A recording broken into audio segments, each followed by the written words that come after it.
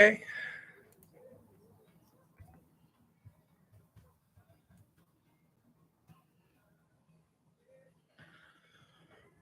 Okay. Let's see.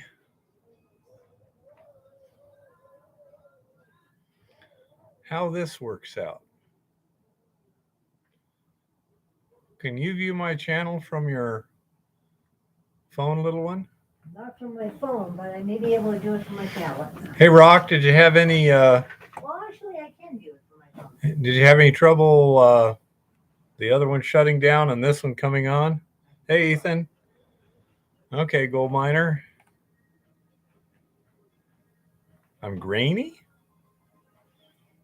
I think I got the right camera. Green. Yeah, I've got the right camera on. I think that may be on your end or somewhere in the thing, because I look good here.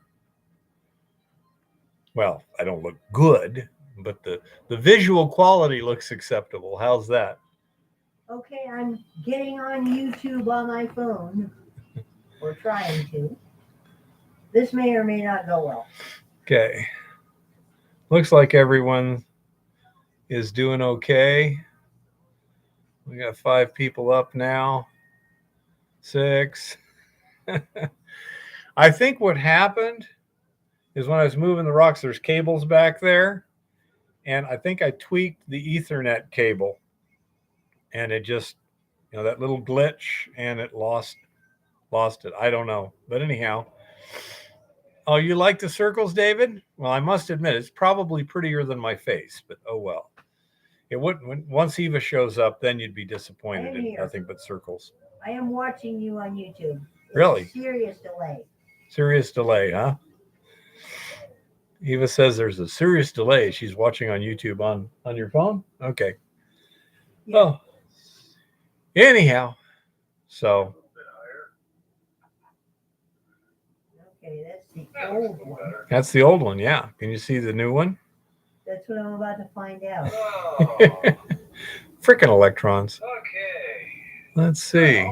I don't see Chris yet.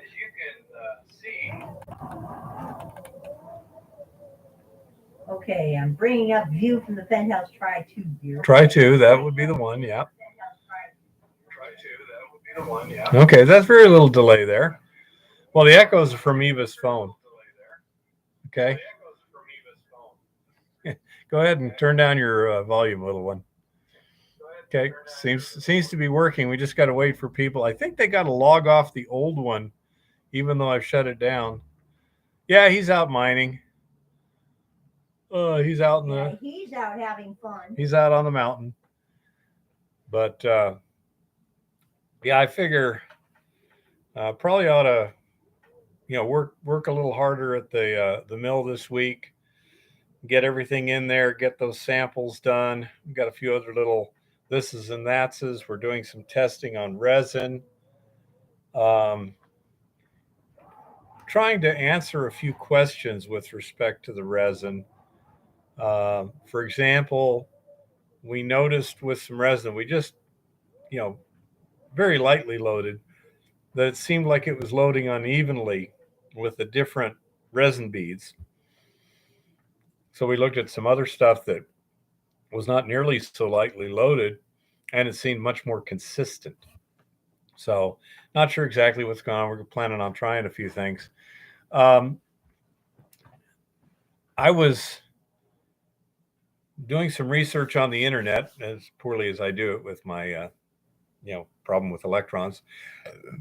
And I couldn't find any indications that freezing and thawing resin has serious negative effects upon it. There was several articles that indicated that it had been tested, the idea of freeze-thaw cycles, and that it didn't seem to have a serious adverse effect. On the other hand, Chris did find an article that said with a strong base anion resin that chlorine is very deleterious. It'll break it down quickly. You'll only get a couple cycles out of it. It'll be dead. But it said that 4% sodium hydroxide should elute the resin in about 30 to 45 minutes. So we'll probably try that unless somebody comes up with a good reason not to. And we've got an electrolytic cell going right now. I'm pretty sure it's not on a video yet. I've got the raw footage, but I needed one more segment for that video before I post it.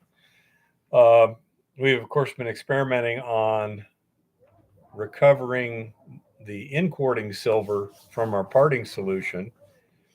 And we found out basically that I was trying to electrolytically direct electrowin it and didn't have the nitric acid adequately neutralized or consumed. So it wasn't working too well. We just went and cemented it using copper. That wound us with a copper nitrate solution, and we're currently plating the copper out of the copper nitrate solution more for the heck of it and for research purposes than for actual, trying to recover, because copper is pretty cheap compared to silver. But be that as it may, I still want to find out if I can make crystalline copper. Well, we'll find out, little one. That's what it's doing right now. Hey, blind dude. I can see you. Now it's plating directly to a plate. Yeah, and it's forming crystals on the plate. I don't know for sure, but I say the articles I saw, a couple of them mentioned that chlorine is not a good thing to expose this type of resin to. It'll just basically destroy its abilities. What about the potato? Never tried it, Roberts. Didn't look at it yet. I've been a little busy. Oh. So this week I'm going to be pushing my physical capacities, not necessarily to the limit, but fairly strongly, so that if the nose isn't fixed, it'll bust loose this week while I'm still in town instead of next week when I'm up at a mine. That'll take me to properly close it up and pack everything up under normal conditions. Once we're basically done mining, it takes about 2 hours. And then there's 45 minutes to the pavement, then another like 15 minutes to the nearest small town. Although, well, I don't know. Would it be better go to Three Forks or Townsend in a case like that? I wonder. We ought to check that out. I don't. There is a community health clinic in Townsend. Yeah, I know, but let's say is Three Forks substantially bigger or not? I just have no idea. We probably ought to check it out. Also, we do have life flight insurance now. So, we have to. In case we have to use that. We have to read the email you got and find out how to use it and when you get your cards or where the cards have to be printed or what. I don't know. But anyhow, the email's there. You can read it anytime you want. So, anyhow, so that's my thought is best to push things hard before you're in a bad position.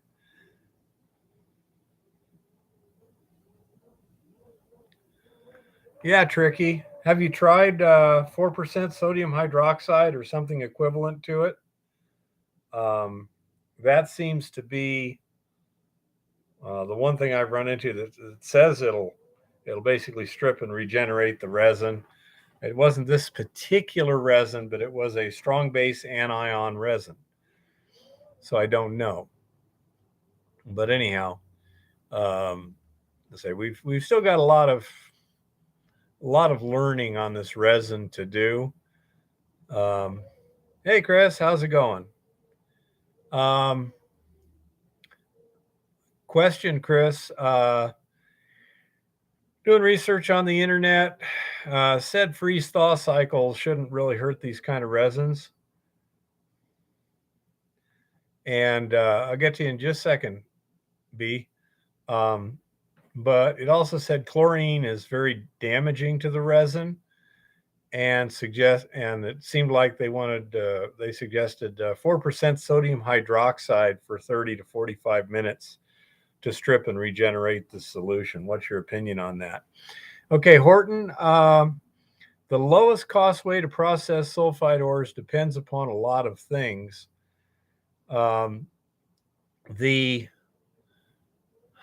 If all it is like pyrite with gold, then it gets a little different. But if you had like a chalcopyrite with gold or whatever, you could probably just, depending on how much you have, how rich it is, etc., you can probably sell it to a refiner. I'm not sure either, Chris, but if we were pushing it with the electrolytic cell, maybe. Yeah. Depending upon how much you have. Years ago, we were looking at a somewhat similar situation. We were looking at selling our concentrates to, I believe it was Republic Metals in Reno, Nevada. And they would basically process our concentrates by the ton for about $850 a ton. And then they would, by sampling an assay, they would pay us 80% of the calculated value. Hey, Mr. Virtue, she's doing great. And once they had enough to actually process the batch, because they do it in a batch thing, then they would give us the remainder. And I'm sure they're going to find out quickly that, yeah, there's always impurities and stuff. I mean, refiners make money on uncertainties, things you can't really prove. But I'm thinking that if you've got tons of concentrates and they're running decent grade, I sent an analysis. So you could call them up. Hey, Adam. Say at the time it was Republic Metals in Reno, Nevada. They also had a major processing facility in Florida that they might ship the stuff to or whatever. But anyhow, but I mean, $850 a ton for stuff that was running 8 to 10 ounces per ton gold. That's a pretty easy way to deal with sulfites. You don't have any, what do you call, waste disposal to deal with, no toxic things, no capital costs, nothing. You got transportation, a little bit of assaying, that's about it. So if I had a sulfide concentrate, I would first of all try and gravity whatever gold I could get out of it easily, because at that point there's no record of it. I can put it in my safe legally without any records being made yet because I never sold it, and then ship the rest off. And they offered the option they could return your own gold to you for a little extra fee, but they'd have to have a whole batch to run. There's sometimes, for tax reasons, that's highly desirable. Otherwise, they just cut you a check, which is what they would prefer to do. Okay. But again, that depends on your tax situation as to whether or not you want to postpone paying the taxes on it yet or not. Exactly, Adam. And that's why I say sometimes it's better to pay a little extra more to have them return your gold back to you. Okay. So yeah, call them up, check it out. And you'll need to, at a minimum, have a good analysis of your ore, or pay them to do an analysis, not of your ore, sorry, of your concentrates, so they can give you a solid estimate of what the cost is. Income tax, Adam, that's income. If you're digging your own gold, and let's keep it simple, placer gold, okay? You go out there and you do like Jim and you make placer, and boom, there you've got this pile of gold in your hand. Well, what's it worth? You've certainly got something of value here, but what is the value? See, because it's indeterminate, they can't tax you because there's no way to actually calculate that.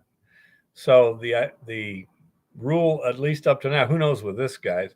Hey, Prospector Phil, but when you sell it or exchange it. For example, if you bought a car with so many ounces of your placer gold, then the fair market value of the car would set the price of the gold.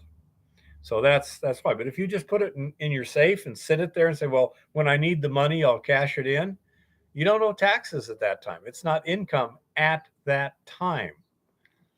So it's kind of like capital gains tax. If you own a piece of property, you don't pay taxes until you sell it, because who knows what the price is. Of course, now they're talking about, what do they call it? Passive capital gains? No, they're talking about future capital gains. No, they're talking about charging you for your capital gains in advance of you actually cashing stuff out. Yeah. Since it shows that your portfolio gained X number of dollars this year, you're going to be taxed on that even though you're not selling. Yeah, you do get to deduct your costs. That becomes a business type tax calculation.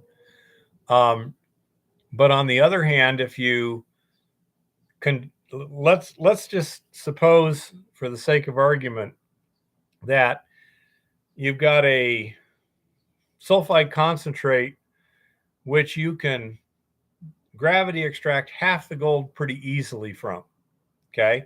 And the other half, it's pretty much locked in the sulfides. So you pulverize your cons and you send them over a sluice, and you get half the gold out of it. You send the rest off to Republic Metals or someone else, and they cut you a check for 50% of the total gold value, and the other 50% is in your hot little hands. You just keep it in your hot little hands, and say, at least in the past, and I think they're trying to change these things, it's not taxable yet because you haven't exchanged it for anything of value. You haven't sold it.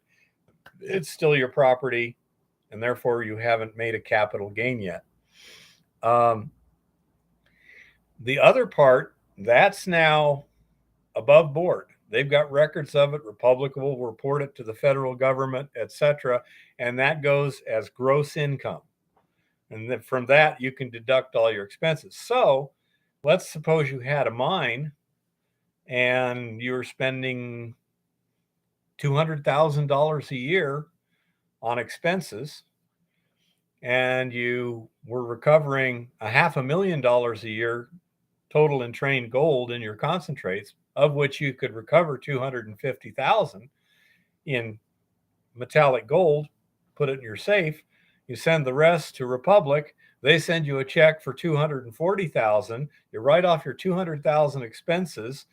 You declare a $40,000 net income, pay your taxes on it, and you're perfectly above board until you sell that from your safe or exchange it for something of value from somebody else. You could be exchanging it for property, food, car, equipment, whatever. Once you exchange it, then the fair market value of that equipment becomes the assumed income you got from that gold. Talk to an accountant to make sure you do it right, a good tax accountant. But that's the basics of how these things work. And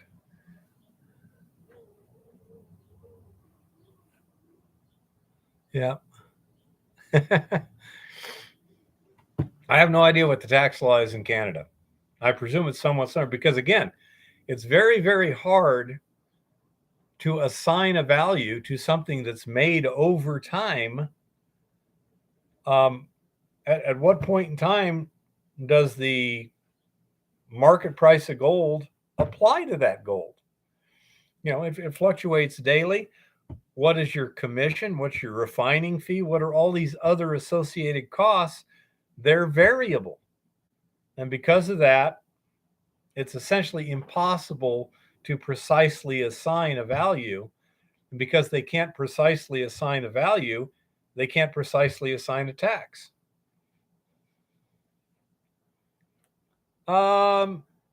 Yeah, probably rock this year, then half again next year, blah, blah, blah. Yeah, to do this right, you really want to have a good accountant, or unless you're good at it yourself. How does the government know you sold the gold? Well, that can be a bit variable. Now, of course, depends on how you sell it. The law says any income derived from whatever source is legal or illegal. But if you forget to declare it, and it was a private transaction with somebody who also forgot to declare it, then I don't know how the government would find out. Or you trade it for. And therefore, it might just get lost in the, nobody filed the proper paperwork. Oopsie. On the other hand, if you transact, like with Republic Metals, they report that.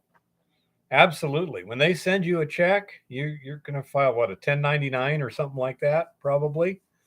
And they'll report that to the federal government associated with your 1099 information. And, I can forget too, but only presidents can get away with it, David. But yeah, that's how it basically works. And as who was it? Laffer. Oh, it's Art Laffer that found that out. He invented something called the Laffer Curve. Now, he didn't invent it. He discovered the basic principle and kind of formalized it. Yeah. And what they found out was that the effective tax rate really can't get much more than about 25%. And by effective, I mean what the government can actually extract out of the economy.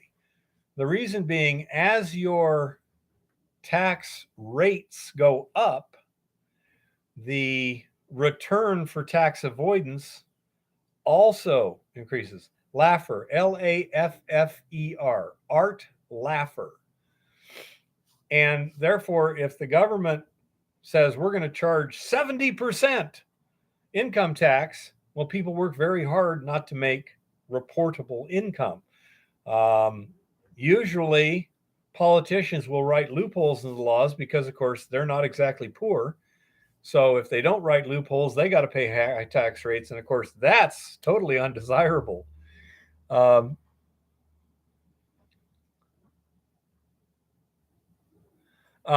No, I have not, Jeff. I wouldn't be surprised if it isn't complicated.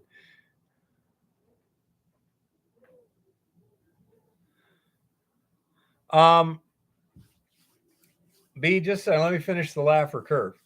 So anyway, what they found out is tax rates go up, tax avoidance goes up, and it's almost impossible for a government to extract more than about 1/3 of the money out of the economy, no matter how hard they try. And indeed, this is why when you cut tax rates in many things, you actually see revenues to the government increase, especially noticeable with capital gains tax, because all you have to do to keep from making a capital gain is don't sell it.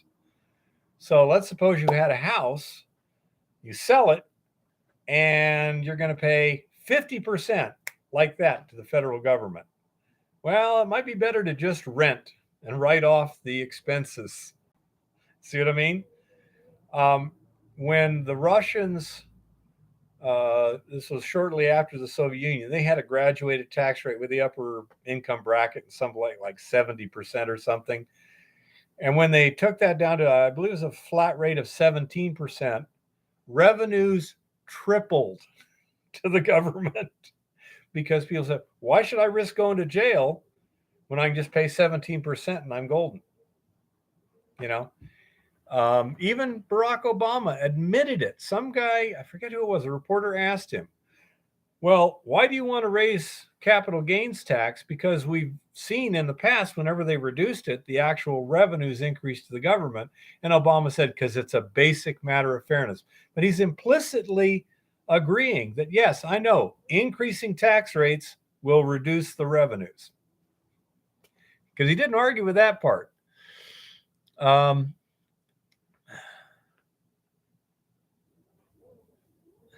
Yeah, exactly, Rock. Now, I would also agree with that, Shucksful. I think it's going to skyrocket. Eva's probably going to have a lot to say about the cryptocurrencies this week because a lot of stuff just happened in the last day or two that might affect precious metal prices. Back to you, Horton. B, this is always an issue with selling gold. Now, with refiners, they prefer, either to concentrate it and pour their own doré bullion and then test it, which means it's all under their control, or you actually take them a bullion bar. And if you take a bar and drill a hole through it, you get drill cuttings, which can then be assayed using conventional techniques. And you've also cross-sectioned the bar, tungsten being the only metal that comes even close to gold in density that isn't more valuable than gold. You can use an XRF to detect tungsten in the bar in any significant amounts. So that's what they would do. But if you have like placer gold or something like that, where it's a bunch of discrete particles or small individual bars, then it becomes a real problem. That's why they like to just put it all into one bar and then analyze that.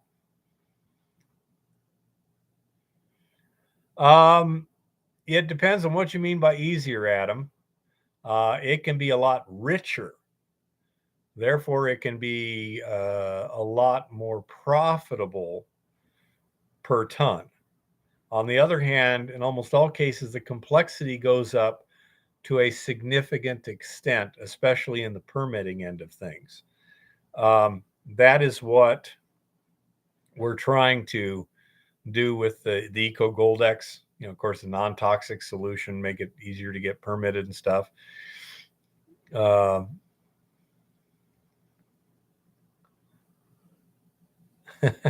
Yeah, Jeff. But that applies to all quote unquote hobbies too. Okay. If you're doing something, whether it be placer mining, hard rock mining, prospecting, whatever, if you haven't turned a profit in 3 years, then they call it a hobby and you can't get to deduct your expenses,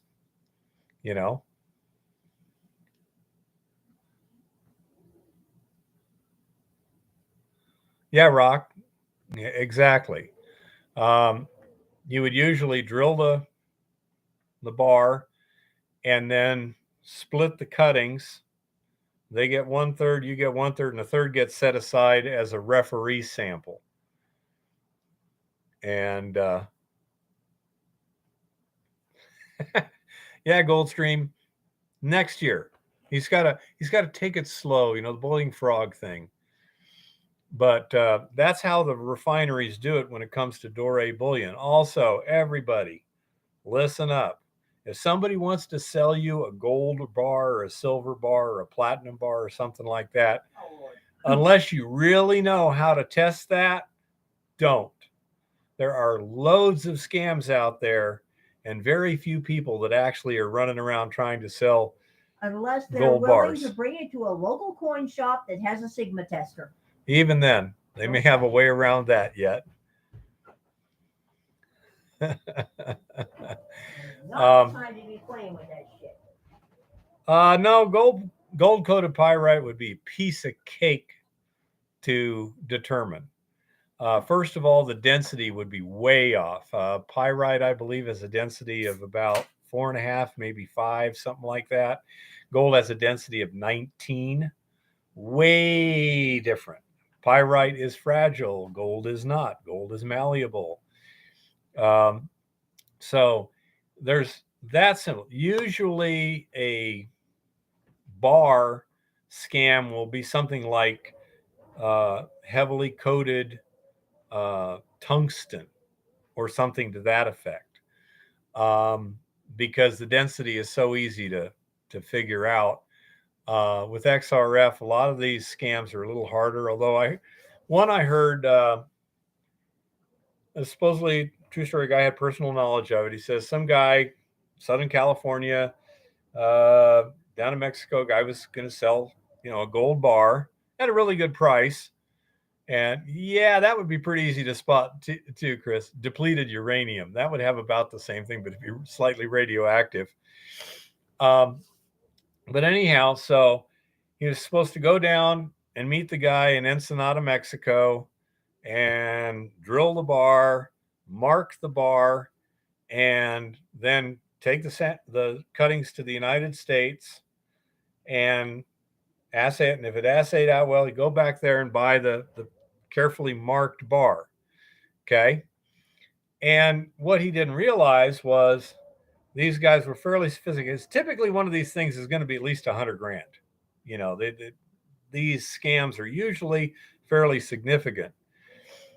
And so what they'd done is they'd hired a prostitute so that when he drilled the bar and marked the bar, you know, she went and kind of picked him up at the bar later on that night, went to the motel, drugged him, and then just switched the drill cuttings.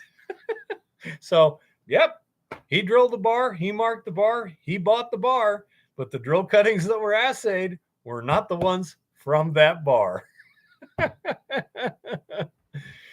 And so I say there's a lot of people who have done some rather sophisticated scams in the past. And when you're talking, you know, $100,000+ it's worth it for them to get a little sophisticated. So you have to be very careful. If you know the person, like say Jim, if Jim wanted to sell me some placer gold at a reasonable price, yeah, I'd be happy to buy it from him. What's his name? Prospector Tripp. He provided me with some silver for inquarting because he's doing this silver refining stuff now. And I traded him some gold. So I said, we know each other. It's a small quantity. It's no big deal. We arrived at a reasonable trade. And even then, technically, that would be, you know, a transaction that would apply to income tax, but it's so small, it doesn't really matter. Plus, it's, in my case, it's supplies. I'm just buying supplies with it, so it would be theoretically expensible. But anyhow, so in a case like that, who cares? You know who it is, etc. There's times, yeah, I've heard some pretty good deals go down in Mexico when you have some guy who's a placer miner and he wants to sell some of his stuff, and you know, nowadays the cartels would get involved and stuff, and so it wouldn't happen. But I mean, this was like 40 years ago. And, you know, you could buy stuff at basically half spot. But say the chances of a legitimate bar of gold at a really good price, pretty much zero. Okay. A legitimate bar of gold at a decent price where somebody just wants to avoid the paperwork, that's possible. But again, be extraordinarily careful. You can also just get shot and your money taken too.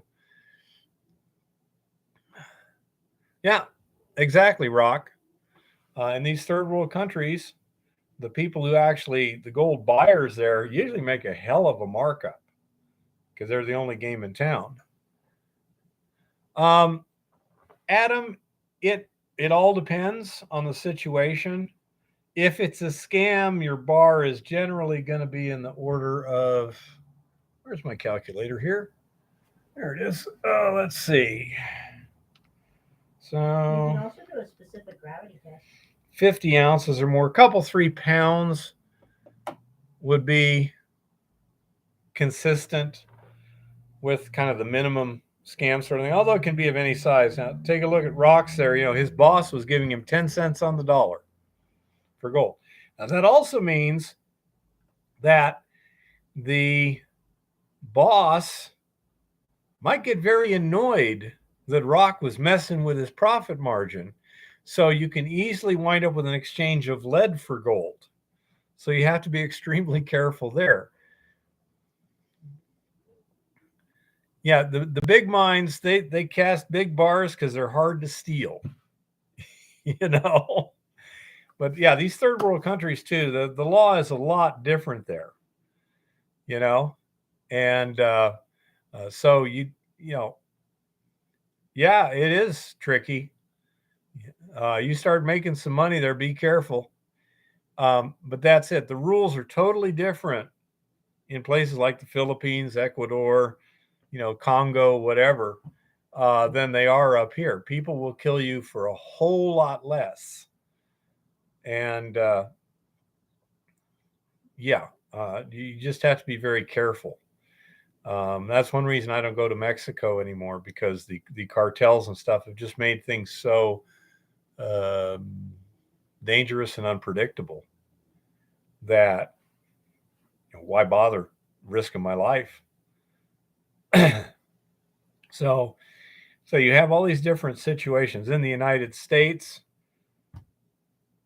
Again, you're usually not going to get offered a decent deal unless the person knows you. Why would they give you a deal when they give it to one of their friends or whatever? Jim has people he sells to, and different things sell for different amounts. For example, small placer gold is going to sell basically for gold value. Larger nuggets, you might easily go to the trouble of finding a jeweler or somebody who will pay you like a 25% premium for pretty nuggets, specimen stuff. Somebody last week, I forget who it was, sent a picture of some hazy oxio. Yeah, I guess Yellowstone's getting washed. But anyhow, somebody sent some really nice. They're technically nuggets, but I mean these were just weathered out of the ore and were very angular and crystalline and stuff. Pretty much gold stream.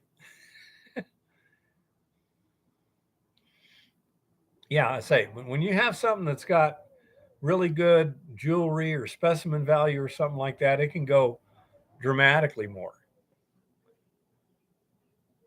Oh dear, the only road leading to the Stillwater mine just washed out.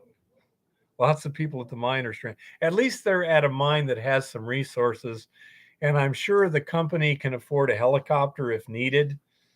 They may even have an airstrip there to get sufficient supplies in to make sure everyone stays alive and stuff.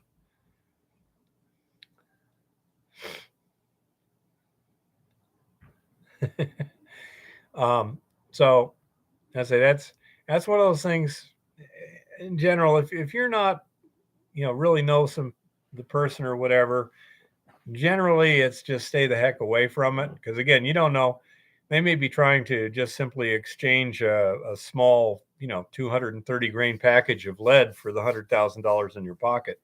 They typically don't take checks. You might want to also point out that if people want to buy gold and silver from random sketchy dudes, they should stick to older constitutional coinage, because there are lots of counterfeit modern Morgans and modern American silver eagles running around. Okay. Eva says that right now, if you're wanting to buy basically just silver coinage sort of stuff, stick to the old U.S. junk silver, the pre-1964 stuff, because there are a lot of counterfeits of modern or buffaloes things, or generic rounds from like Asa High. Because right now there's been a real uptick in the number of counterfeit American silver eagles that are coming out of Pandaland. So you can get them on Alibaba Express and eBay. Yeah. So just be aware. And again, the old saw usually holds true. If the deal looks too good to be true, it probably is. Do a specific gravity test. It's not difficult.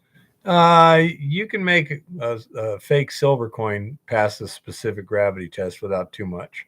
Yeah. Well, most people also use a nitric acid test on a silver coin if they're really worried. Or a bleach test. If it's silver plated, that won't help you. Yeah. That's a shame, Tricky. Was it someone you knew?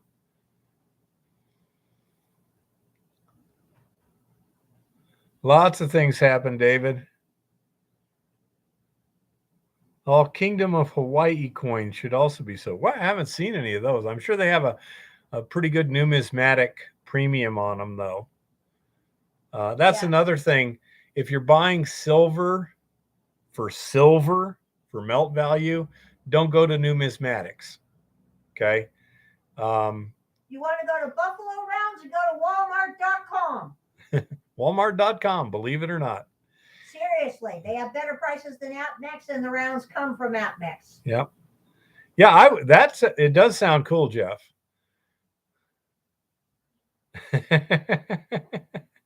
Okay. Rock, that means collectibles. I know you know what it means, Rock, but yeah. Yeah, that would be cool. Kingdom of Hawaii coins. I want one. That's, yeah, Eva's now like, oh, gotta have one. But anyhow, so yeah, these are some of the things. And yeah, in third world countries, white guy equals money equals we don't care about the white guy, we just care about the money. And one guy wanted me to go work on a mine in, what was it? It was West Africa there. I forget what it was. Mali. That's right. Yeah. Well, that's a shame, Tricky. What is a Bangaree, Capitan? Barangay. Is that a tribe or a quasi-governmental agency or something like that? Whoa. Ziox said a few years ago, I found a Kingdom of Hawaii dime and some change. Minted in San Francisco for the Kingdom of Hawaii. That would be way cool. Hey, David. So, yeah. In third world countries, dead white people can disappear pretty easy. One guy wanted me to work on mine and Molly with him or whatever, and I looked up the State Department thing. It's like, let's see, special rules apply for this. Make sure you look them up. I looked it up, and it's like, number one, make sure you have a functioning last will and testament. Number two, make sure long-term care for your children has been arranged. Number three, make sure you have a designated hostage negotiator.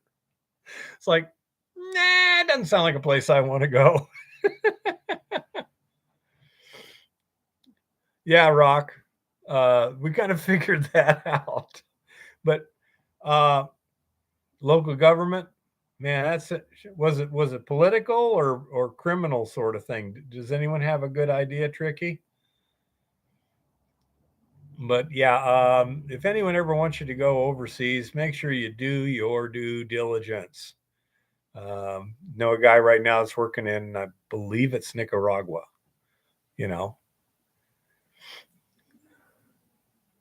and he seems to be doing okay there, etc. But yeah, you got to be really careful, and it can vary a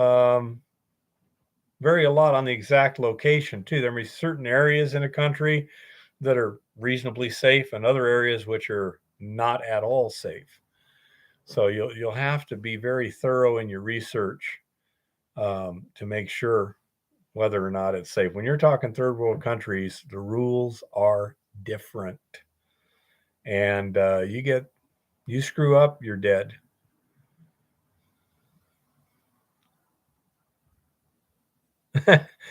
Rock says he got shot at once as an infantryman and 3 times as a geologist in third world countries.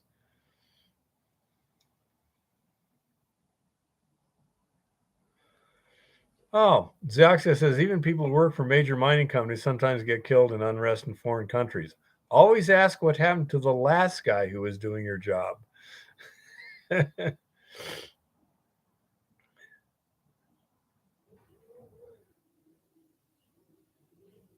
I knew a guy once, he worked for a geophysical company. He'd been to Vietnam and did some tough stuff in Vietnam, etc. He was doing okay, but he was down, I guess it was on the border between Peru and Ecuador. They had a gold ore body there. And it broke loose and bullets were flying for like 3 days. And that activated his PTSD,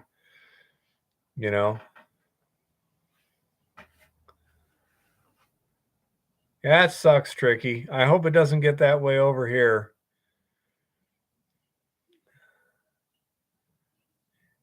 Yeah, Adam, money, sex, and power. People just go crazy for it.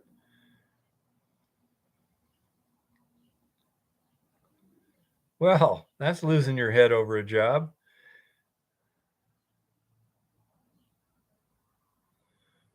Yeah, Rock. I mean, that's my friend there. He really had some problems after that. He was dealing with them, but it was not easy at times. You know. Um, but yeah, these third world countries are nothing to take for granted. I also knew, got a story. There was a guy who worked for a company, mid-size mining company, and they had a mine in the United States on federal land. And this guy was the head engineer, fairly small mine, like 20 people or something. And so the um, the mine was, it was all federal unpatented claims, and he had deliberately, because it was his job to do all the paperwork, he deliberately let them lapse and then overstaked them himself. Now, first of all, I have no idea how he thinks he's going to get away with this. Okay. You're working for a company, you deliberately don't do your job and then steal from the company. Yeah. And it's all in federal paperwork. Yeah, this is going to work out real well. But what they did was, when they found out about this, they didn't tell the guy. They just said, that mine down there in Chile that we're looking at, we want you to go down there and help us out there for a little bit. Go down there for a couple of weeks with us. So they were heading out to the mine in the middle of the Atacama Desert and stopped about 50 miles from anywhere and said, here's the paperwork to sign all those claims back to us. Signed them, And he says, or you're going to get to walk from here. If you sign them, we'll let you walk from the nearest village. And once he signed it off, they just took him to the nearest village where he wouldn't just die immediately and left him there. Figure out how to get back to the States yourself. Wow.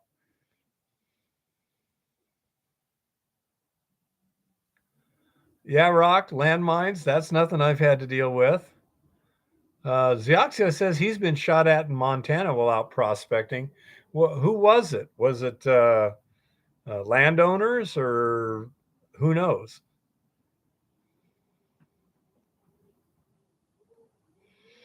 Adam, legally, they can't even keep you from walking across the claim.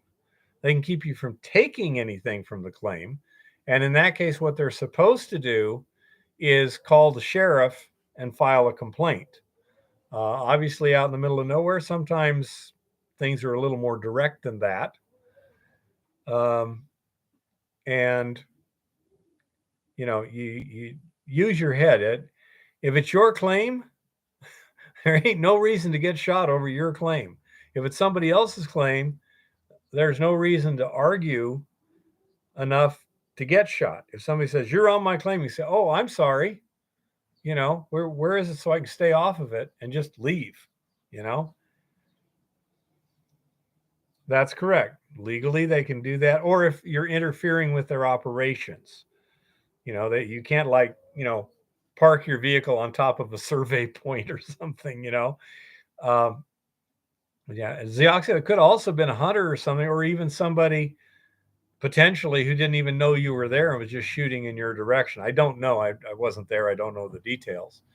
But there are people who are idiots out there hunting. There are not too many of them, but they're out there and they shoot at movement in the bush and stuff, which is insane. The chance of actually recovering an animal it was many gunshots. Yeah, but were they well aimed sort of things or just in your general direction? All right, Tricky, take care. And I say, if they're all zipping into you are you familiar enough, Zioxia, with the cadence of gunshots to have a good idea whether they were aim shots, target shooting, or just spraying and praying? Yeah, they were snapping over your head. But I say it's possible that the people never even saw you. They might have been shooting at targets or something like that. Yeah, you were the situation. Could you see them? Because if they could see you, theoretically, you could see them. If they were snapping over your heads, for all you know, you were behind a line of trees or something. Yeah, they were close. That's for sure. Wow, this is interesting. What little one? Former U.S. Treasury Secretary Larry Summers says Republicans who dismissed the January 6th attacks risk worsening inflation. Hmm. Okay. Yeah. Yeah, if you can't see it, it's kind of hard to tell. They might have been target shooting or something like that. If you couldn't see them, then you might have been you know just over a ridge or something from their visibility. Hard to tell. You know, you just exfiltrate rapidly. Whether they're just idiots um, or actually trying to hit you, it doesn't matter. A bullet doesn't care. One time I saw my brother do something so freaking stupid. If he'd have got shot, I'd have had to just say to the cops, he deserved it. We were driving along in a wash in the desert. They're typically a little bit below the surrounding terrain. And there was a guy standing by a tree. He had a rifle. And as we're kind of getting little glimpses of the distance as we're driving along there, this guy standing by a tree. I agree. It looked like he had a deer hanging in the tree. Just that little glimpse we got. So my brother told the driver to stop. He gets out, climbs up to the top of the 6-foot bank, and then points his rifle at the guy in order to see better. Now, right away, those of you who know gun rules know that that's just a really, really bad thing to do from a standard safety standpoint. But looking, I mean, we're telling Randy, what the hell are you doing? You know? Um, oh, Jim finally made it home, he said. What did you miss? Well, there was a million people that wanted to talk to you. They wanted to give you money and lauds and everything else. But yeah, yeah, that's correct, Mr. Virtue. 2 women died. One was definitely an unarmed woman shot by cops. It's on video. And the other one might have been beaten by cops and died from those injuries. But yeah, that was it. And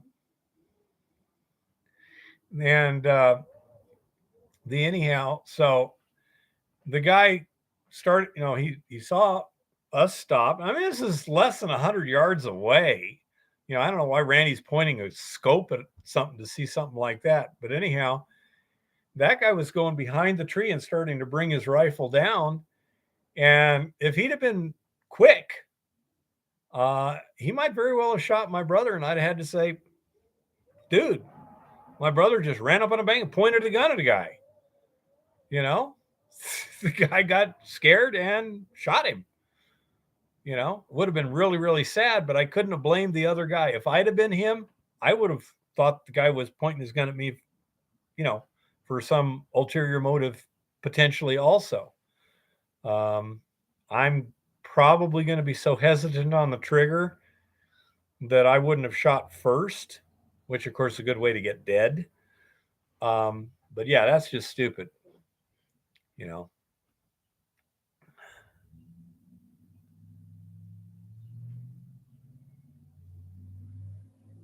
Yeah. What is Ramsay-Hunt syndrome? From what I understand, it is a neurological complication of shingles where the nerves in your face become kind of paralyzed because of the shingles. Wonderful, Jim. Winter storm watch tonight and tomorrow, huh? Well, let's hope it doesn't rain tomorrow afternoon. We got work to do. Oh. But anyway, apparently Miner Jim just got back, but he's at his house yonder about a mile. So if you need anything, need to ask him anything, he is available, but only on comments. I hope it went well. Yeah.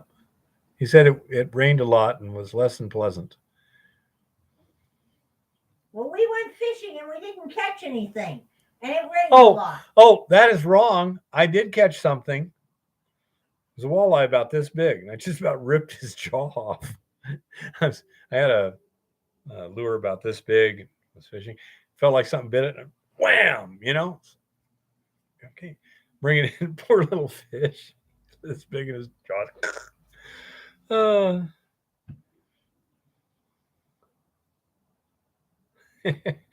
Yeah, Rock. Being out in the hinterlands can sometimes be less than ideal, but at least you don't have to deal with a bunch of crazy people. If anything, you only deal with a few crazy people. Easier to keep track of them. Anyhow. Oh. So that's kind of the situation. So what are you planning to do, Jim? Looked like the weather was projecting decent till next weekend.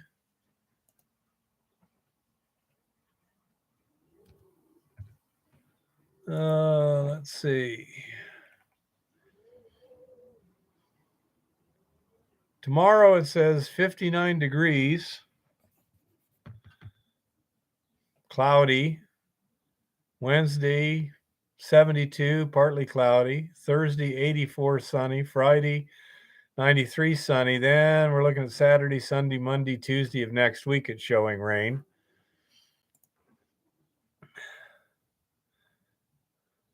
So,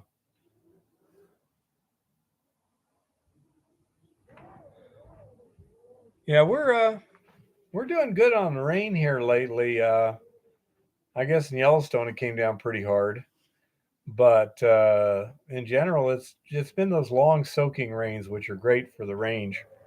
Things are getting green. Yeah. Yeah, Jim. My principal said that it rains like every day here in June. But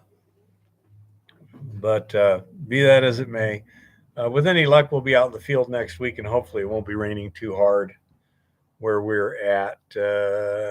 Thinking of the topography and the general wind direction, it shouldn't be too bad. We'll be 25 miles downwind of what are those mountains over by Boulder? But anyhow, yeah.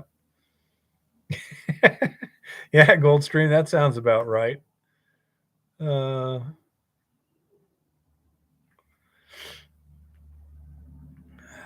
don't know. It hasn't seemed horribly rainy here, Zioxio. I've been getting a lot of sprinkles and some drizzles and things like that. Yesterday, we were out fishing. It was raining. We were at least an hour before we came back in. We could have stayed out there if the fish were biting, but we didn't see any reason. Jim says, my old records show rain 26 out of 30 days in June, 3 years in a row. Could be. Again, it's usually not the gully washers, though, is it, Jim? It's kind of like what we've been getting, the little showers and then sometimes the big soaking rains. I would like to go out to the mine this week. I don't think we're going to be able to this week, little one. By the time we're ready to go to the mine, it'll be too late for this week. We shall have to see, but we got a lot of stuff to do. And by the time we get done Friday, there ain't much time left to go to the mine this week. I still have to get the vehicle completely ready, the trailer ready, the quad ready, all the equipment ready, etc. Yeah, Jim says this seems about average. But I say I want to work hard physically to make sure the nose doesn't spring a leak, because I'd much rather have it spring a leak here than out there. Not only is the travel time much more, but what are we going to do? Just leave all the equipment laying around, all the tools, the mine open, everything else, and take off? Well, we can certainly do that. It's not ideal. Well, I figured I'd attach a couple of wires to the car battery and shove an electrode up your nose.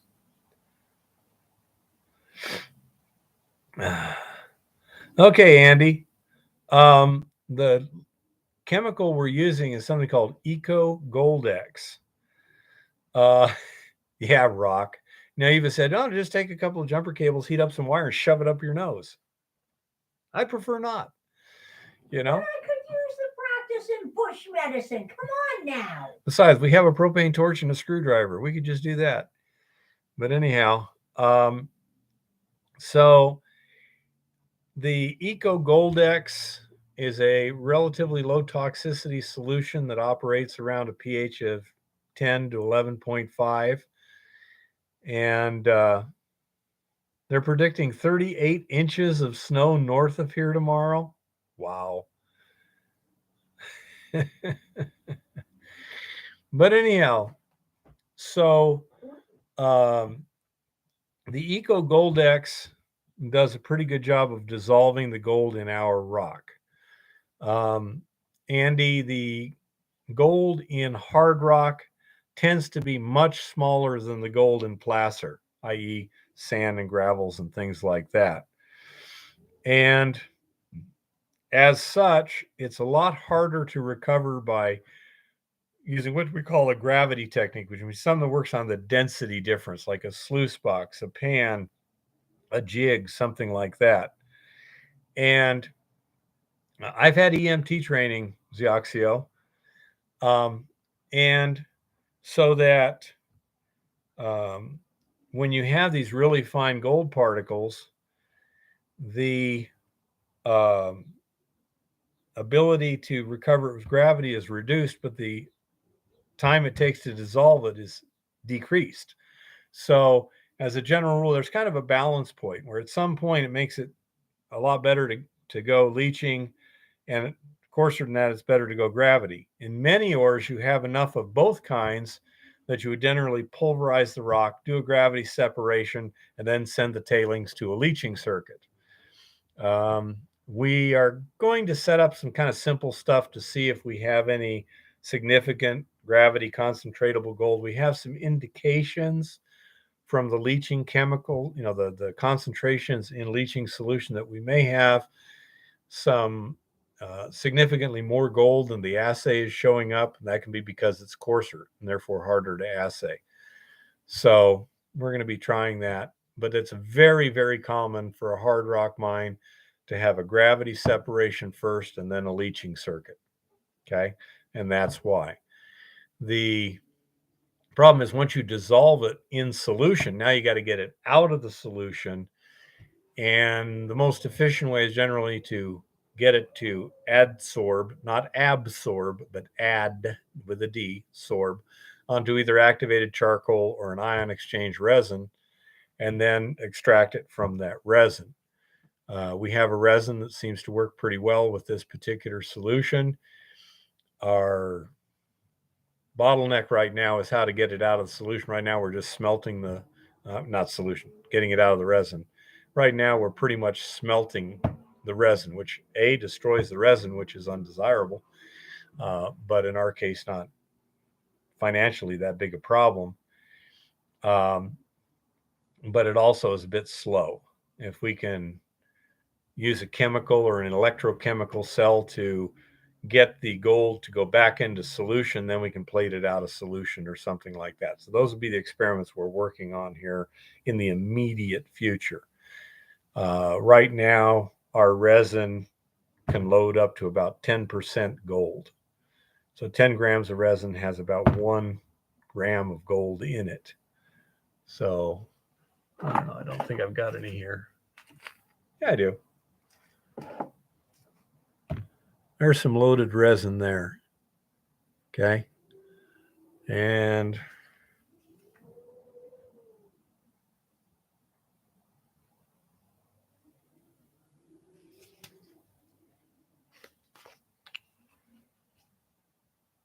looks pretty well loaded.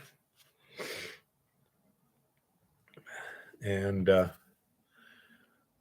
it comes from the factory. It's very light tan. It looks almost white. That's all because of ions loading into it. And that should be in the neighborhood of 0.5% from about 5% to 10% gold right there. That helps you out.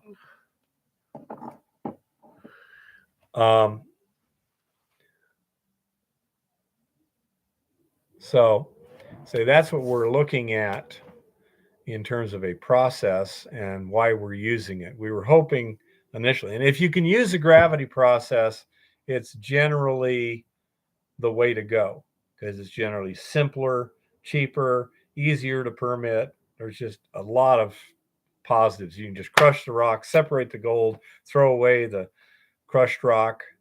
That makes it real simple. Ours gets a lot more complicated. So anyhow, that's what we're working on. And say that the dissolution works well. Hey, John. And we can dissolve most of the gold in about 24 hours of agitation in a tank. The small scale testing indicates about 80% recovery. Yes, Jeff, and we have the blender out there at the mill right now. We're waiting till we get some more heavily loaded resin that hasn't been dried yet that we're going to do some experiments with that with. But yep, we're going to see about, if you're going to destroy the resin anyhow, it may be easier to destroy it after it's been turned to little teeny particles. But I say that's kind of what we're testing. But we have samples that theoretically just got sent off to the assay lab today that when correlated with assays of the solution from the tank, we may find out that we're getting better than 100% recovery, which is impossible. What it means is that the numbers you're getting back from the labs are not truly accurate. Now, that doesn't mean the sample they tested didn't have that concentration in it. What it means is that for whatever reason, the number they got doesn't match the bulk of the material. And that can have a lot to do with sampling error, the size of the gold, and this and that and the other. And Andy, it will depend upon a number of factors, not the least of which is permitting and things like that. For example, if you had private property in a state that's pretty easy to deal with, and therefore the permitting is fairly minimal, you're just going to have to have a little, Department of Environmental Quality, water quality permitting and stuff involved, then my general rule of thumb is 1 ounce per ton, 1 foot wide. If the mining conditions are easy and the milling is fairly straightforward, should be profitable. Okay. Montana is better than many, definitely better than California. Everything is better than California. I would agree, Rock. I don't think the laboratory analysis of the final sample that they analyze, and in the case of the fire assay, it's going to be like a 13-gram sample. But when you've got a ton of rock and you've crushed and sampled and split down to 15 grams, the chances that 15-gram sample precisely matches the concentration in the rock is pretty low. The question is it pretty close? The coarser the gold is, the wilder it'll tend to fluctuate. I made a video a long time ago on what they call the Nugget Effect, and it can be pretty extreme. And it has nothing to do with the quality of the analysis per se. It all has to do with sample variability. So my guess is I'm thinking that there's a possibility we've got some coarser gold there. And coarse gold is notoriously difficult to get into your assay. And if so, then we may want to put a gravity circuit on there also. What I've got right now is, that corrugated pipe, it's like 4-inch pipe, but it's corrugated. I've got some of that, and just so at the end of my um, dump pipe, which is 2-inch PVC, when I'm dumping the tank, it'll be running through this corrugated pipe for about 4 feet before it dumps onto the pad, and we'll see if that catches some gold. If it, you know, I'll then just hand pan that bit. I find it interesting to watch so many people using these little cleanup sluices, and I'm like, I can hand pan that faster than that cleanup sluice is doing. It's not that hard.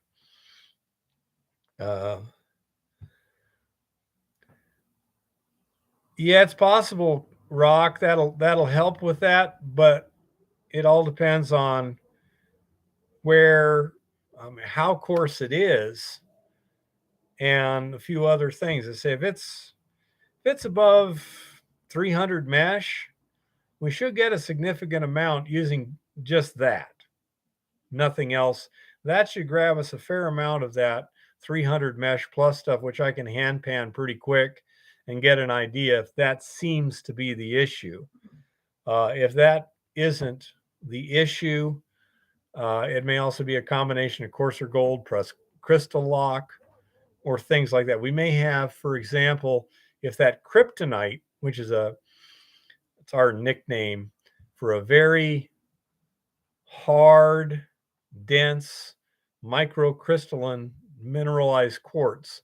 If that stuff's running real high grade, then when we're crushing, that stuff isn't going to tend to powder real well. And we're not going to tend to get nearly as good a mineral exposure to the solution as we do with the porous limonite and stuff like that. Something like this, you're going to get a lot better solution contact with the gold than you do on a really tight quartz. And they, yeah, Rock, but if you really want to assay right, it should be 100% passing 200 mesh. They should keep grinding it until it all goes past 200 mesh. It's a lot more work. That's why they don't do it. But I agree with you. And so that's, there's a couple possibilities here. Again, I've got to see if it just wants some kind of anomalous stuff before. If I keep getting the assays for the stuff going in the tank like it was, and I keep getting the assays like the solution coming out of the tank was, I've got a lot of gold there that's not showing up in the fire assay somehow. Okay. Either that or one or the other of the labs is getting a bad number somehow. Wow. That's weird. Yeah, exactly, Rock. There's a lot of stuff. Yeah, it really sucks to be getting better than twice the gold that you're expecting. Yeah, Zioxio, but if you've ever tried to hand crush rock, you know why they stop there. Oh my God, it's horrible. The RC46 isn't real bad. It doesn't get a real fine grind, but it's not too bad, but it will do a lot in a big hurry. Very, very weird.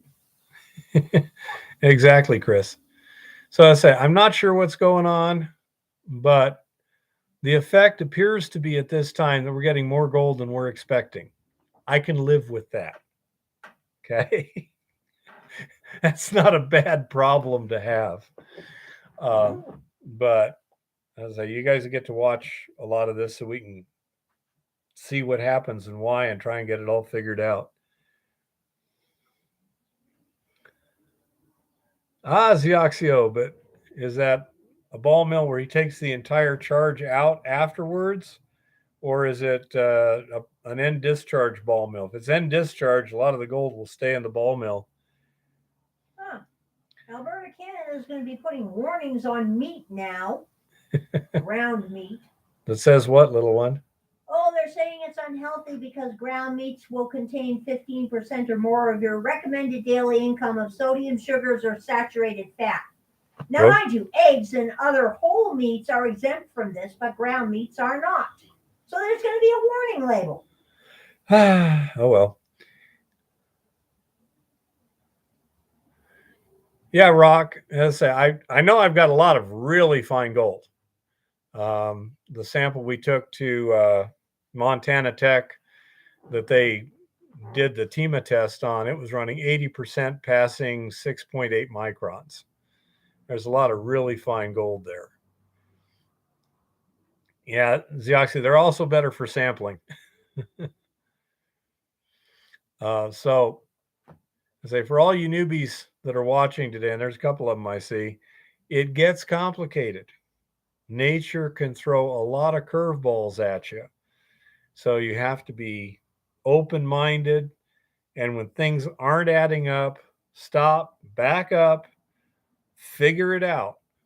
Okay? Because they should add up. If they don't, something's going awry. Doesn't mean it's going to be a bad thing, but if you don't understand what's happening, you could go the wrong direction and lose a lot of money.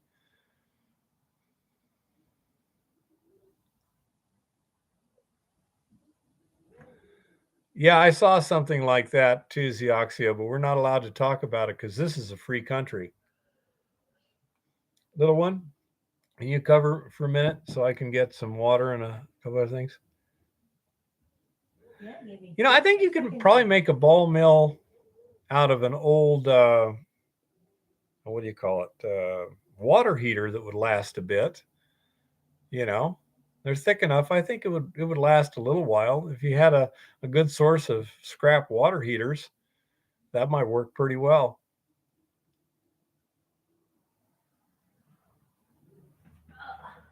All right.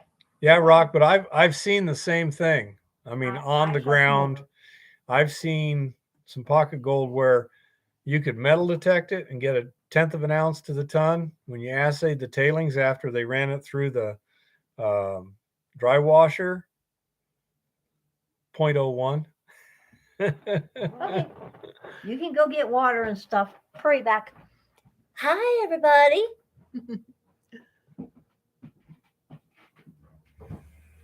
Cool. Somebody had a question about when should they... Well, Zeoxio, that would not surprise me at all. Okay. Somebody wanted to know when they should close out their Bitcoin. When should you close out your Bitcoin? Start mining when it goes below 20,000. Hi, Mr. Virtue. Oh, lucky you, Zeoxio. I want to get some really cool rocks too. You know me, I want some more crystals. Some of us just lose rocks. Yeah, some of us just lose rocks. I told Professor Hardrock there when I was crushing up all that stuff, I said, yeah, I missed a bet. I could have pointed out that I was busting his stones all day.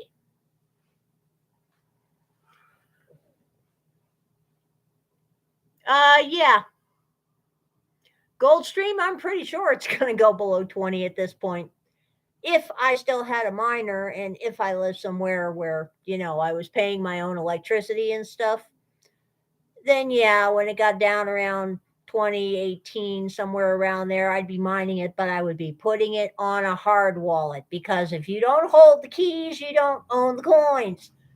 It's been bizarre to be hanging out on Reddit, eating my virtual popcorn and watching the meltdown on the crypto subs. Because they're still trashing people who own gold and silver. By the way, you can now pretty much get an automatic ban from our Bitcoin if you happen to be a member of our Wall Street Silver and you go over there to post for any reason.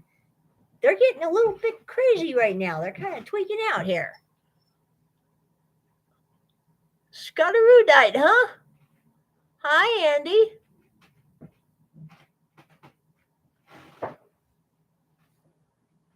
Propane tanks are a great cylinder to start with as a ball mill. Yeah, I would think so. I've been looking at the whole ball mill idea, but, quite frankly, I rather enjoyed busting Professor Hard Rock stones for him for an extended period of time. Though I will say it was a very, very dirty process. The wind was just ridiculous out there, as I'm sure you all noticed. But we're working on that. How do you get rid of the iron contamination in your slag? Andy, personally, I haven't had any iron contamination in my slag. I guess I've just gotten lucky considering how much iron we have in this stuff. But I'm going to be playing with our actual ore this coming week. And when I do, I'm going to be playing with smelting it, and I will see if it makes any difference in my slag. Oh, and by the way, if any of you are like me and your slag has decided to turn to sticky, gluey slop stuff thanks to humidity, I'm going to be putting it in the oven tonight to see how it works when it dries out. Nice one, Goldstream. Oh, yeah. I'll give you a 7.3 on that one. Mm-hmm. Pyromorphite, huh? Mr. Virtue, not much is new and exciting. I've been watching the meltdown in the crypto world. I've been reading all the various news, and I picked up some cool coins today down at Grizzly Golden Coin here in Helena.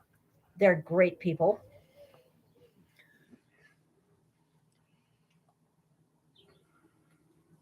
Good question, Rock Butcher. I wouldn't worry about it if it's in the slag. You want impurities to end up in your slag.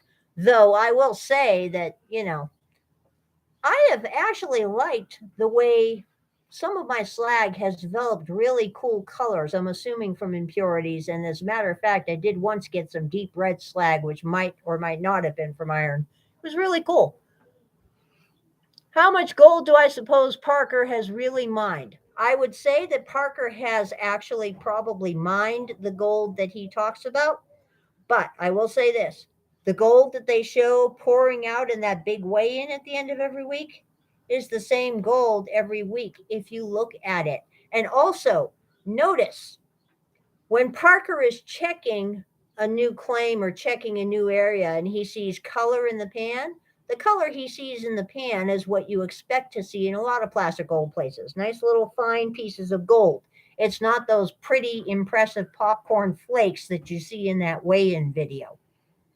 And you don't see any of those pretty, impressive popcorn flakes in any of their equipment when they do show gold in the equipment either. So that's just kind of interesting.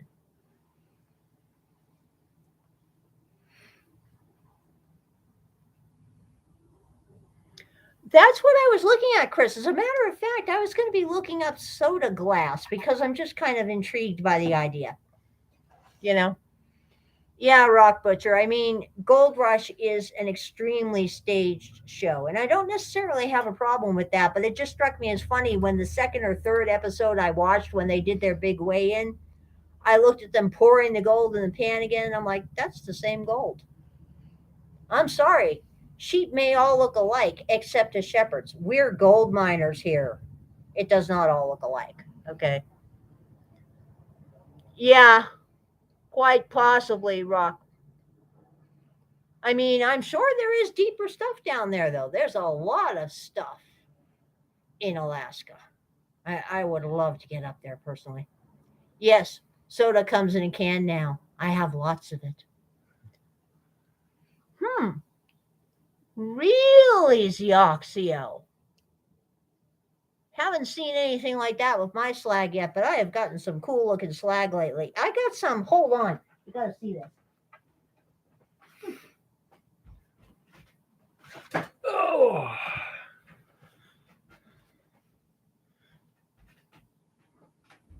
Just filling in for a minute. See, it comes in colors of all kinds. This is a really cool piece I got earlier this week. When you see it under the light, it's a nice sort of bluish bottle green. Very weird. Yes, Zioxio, you can mail us anything you want. Yeah, the button popped off of that one real easy. Yeah, the button popped off that one beautifully. See, just it went ping in the air. It was like this ejection seat thing. It was so cool. But anyway, this is all stuck together in a gloppy pile, so it's going to go in the oven.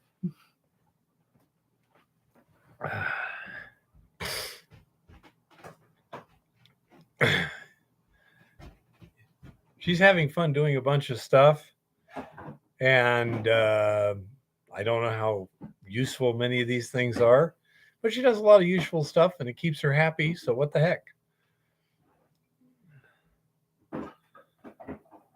Yeah, we're getting a lot of kind of an olive green slag and such. But we're trying to figure out what's in that resin. Of course, our slag is usually from smelting the resin, not rock.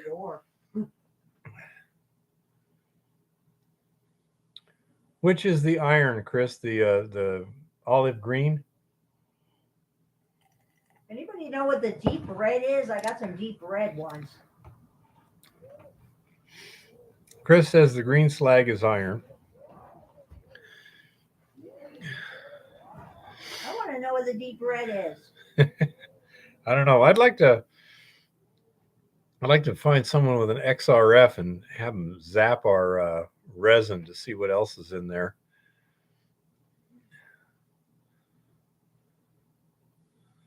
Don't know about smelting resin. Yeah, I don't. I'm learning, Rock. Chris says deep red could be gold.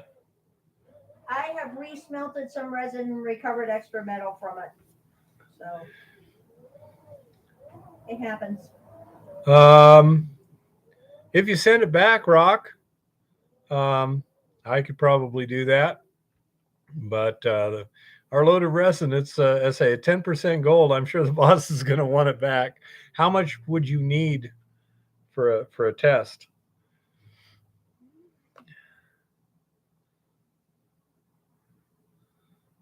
Cool, Andy.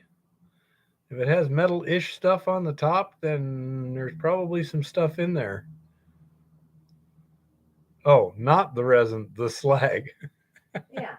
I don't know how much stuff is in the slag. I want to test the resin itself. I have found nothing of interest in the slag. I did once find metal in my slag, but that was when I was cleaning crucibles and the metal had been left in the crucibles. Yeah. So I'd like to do an XRF on the resin to see what we're absorbing and how much, including, how much iron or other stuff is in there, because that might be very important in terms of, dealing with it.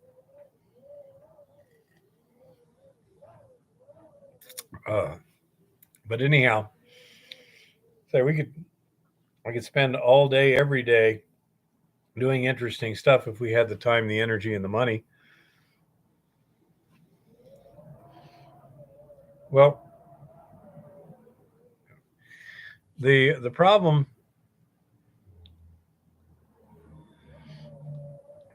by puck, you mean you compress it into a container sort of thing, or you use like an epoxy to seal it together? Okay, because I'd say either way we should theoretically be able to get the gold back out by smelting. 5 grams percent, that wouldn't be bad. Okay, Brock. I believe you've got my email. If you send me that, I'll see about getting you some here shortly. We're still loading resin. All the highly loaded stuff we had has been processed, so we're now making more highly loaded stuff. And I'll see about sending you some of that if you'd like. That'd be cool. And can you do damp and dry, or you need one or the other? I'll be right back. Because it would be interesting to see the difference, since the drying process appears to have a substantial effect on the residual gold, depending upon how you do it. So that'd be really cool. Yeah, I'd be happy to send you some stuff. And I say, if we got results and samples back, oh my goodness, she's getting antsy. Well, it's 7:30, dude. Oh, I do believe it's past 7:30. let me change the sign. Howdy, howdy. Oh. Wow, what a week. Yeah, I agree, Rock. If we're sending you something damp and dry, I'm going to be playing with damp and dry this coming week. I have a lot of plans. Hi, Chris. Okay, we want to scoot your chair a little bit. Let's see. How do I fit in here? You don't fit in here. Oh. Well, good point, Zeoxio. Water does absorb X-rays. I am not a doctor. I'm only a goddess, I mean, that's just the way it is. Well, it has been a ridiculous week financially speaking. It's also been a semi-ridiculous week in the mining community.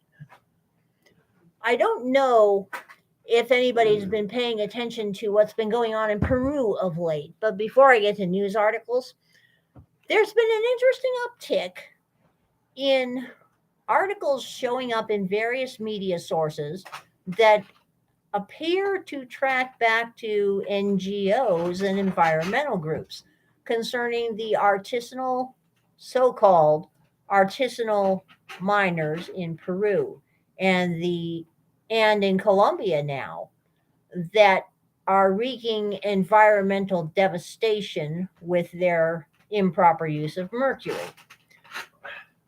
This has been quite an interesting development because most of these articles very rarely or only lightly touch on the impact of the improper mercury use on the miners. They talk somewhat about how, it's killed the fish in the streams that the indigenous people fish in, and it's wrecking the environment and killing the birds and everything else.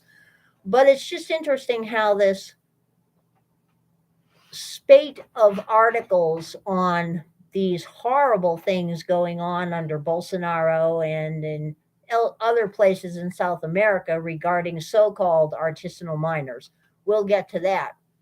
Because it turns out when you start digging into this story that most of this is not people like you guys, people like us that are mining with hand tools and mining fairly safely, so to speak.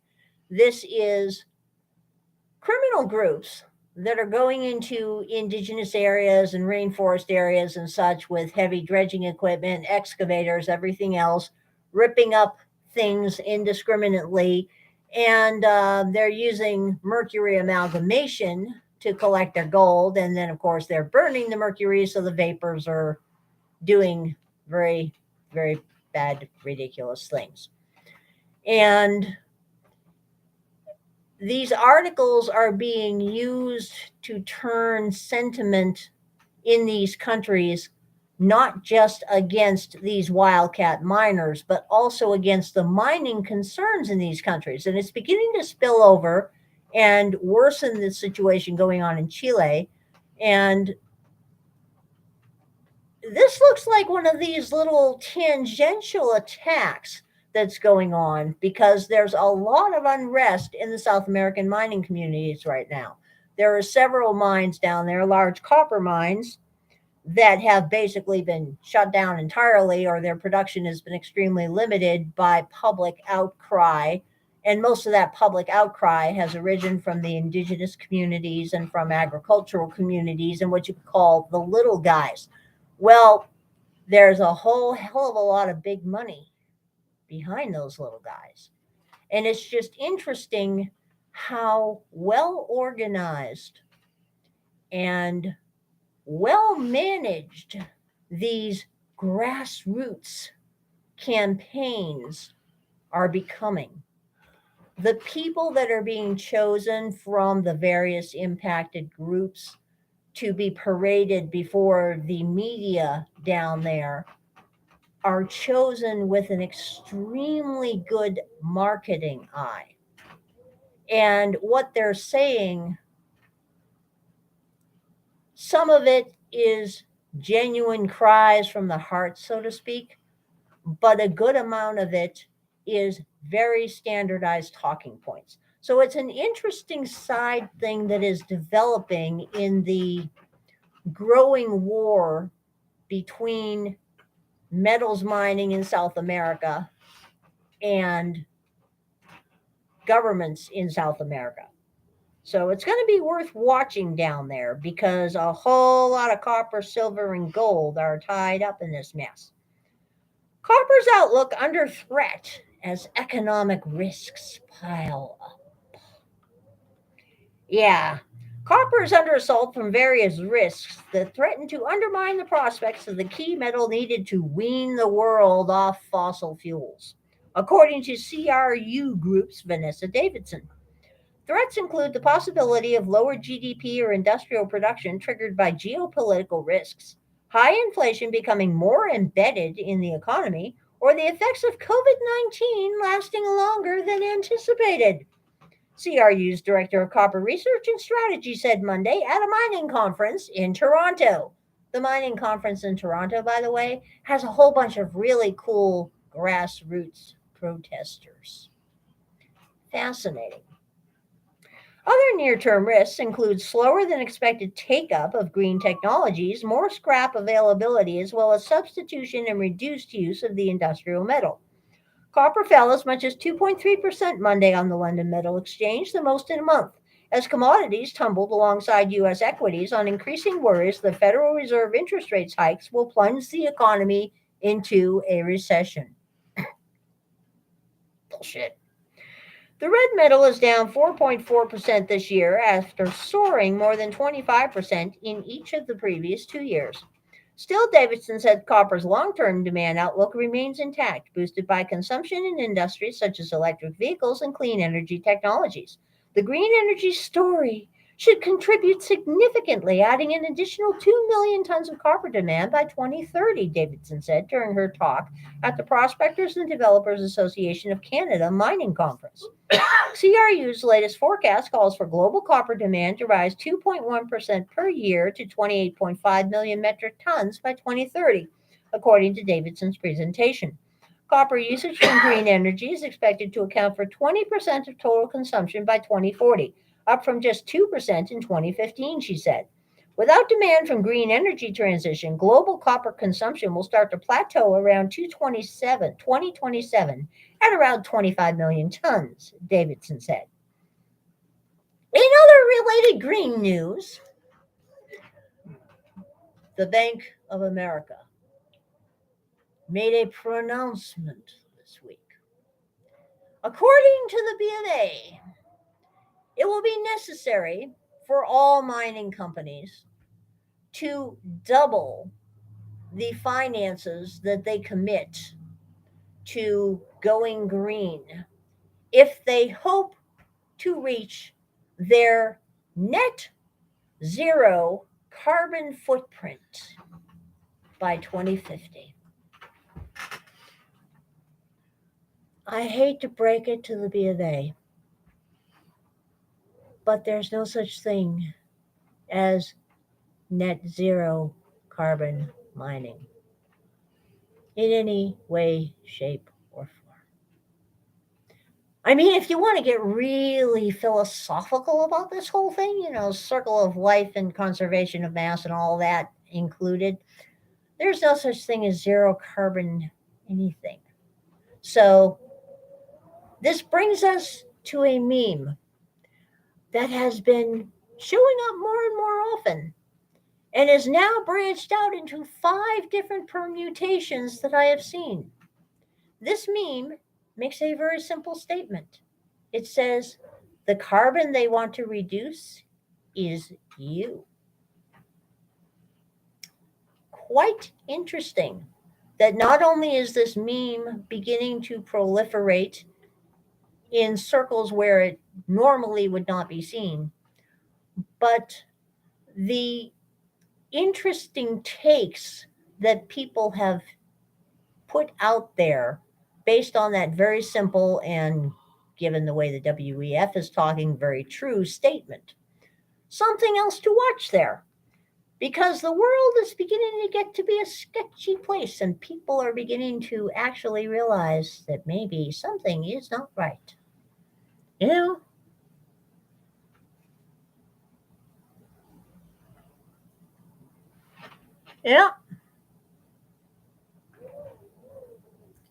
I'll tell you, yeah, it's the NGOs, all right.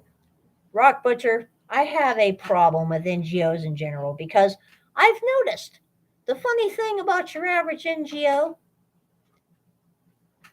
is they never actually give a flying frog about the reality of the situation that they're screaming about.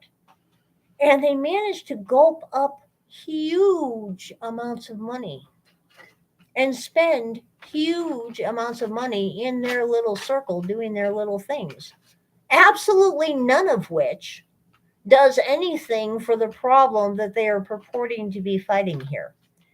It's a very interesting thing. NGOs may be non-governmental organizations, but they certainly act like governments as far as I'm concerned, because they've gotten very, very strange lately. Canada to invest millions to cut emissions at BHP's potash mine. Canada will announce a multi-million dollar investment on Monday to make the Jansen potash mine, run by the globe's largest listed miner, BHP Group, the cleanest and most sustainable in the world, a government source said on Sunday. Industry Minister Francois Philippe Champagne and Agriculture Minister Marie-Claude Bibeau are scheduled to make an announcement on moving toward the net zero emission economy. In Saskatoon, Saskatchewan, on Monday at 10 a.m. Central Time. The source declined to say the exact amount of the federal investment in BHP's Jansen mine, which is located about 150 kilometers east of Saskatoon. The investment will allow BHP to use electric vehicles and equipment to operate the mine, said the source, who is familiar with the investment but was not authorized to speak on the record about it. Wow, a new variant of an anonymous source. Prime Minister Justin Trudeau. Anonymous source. Whoa. Prime Minister Justin Trudeau's government has been investing heavily in clean energy projects, including plants for producing electric vehicle batteries and battery materials, after it set a goal to reach net zero carbon emissions by 2050.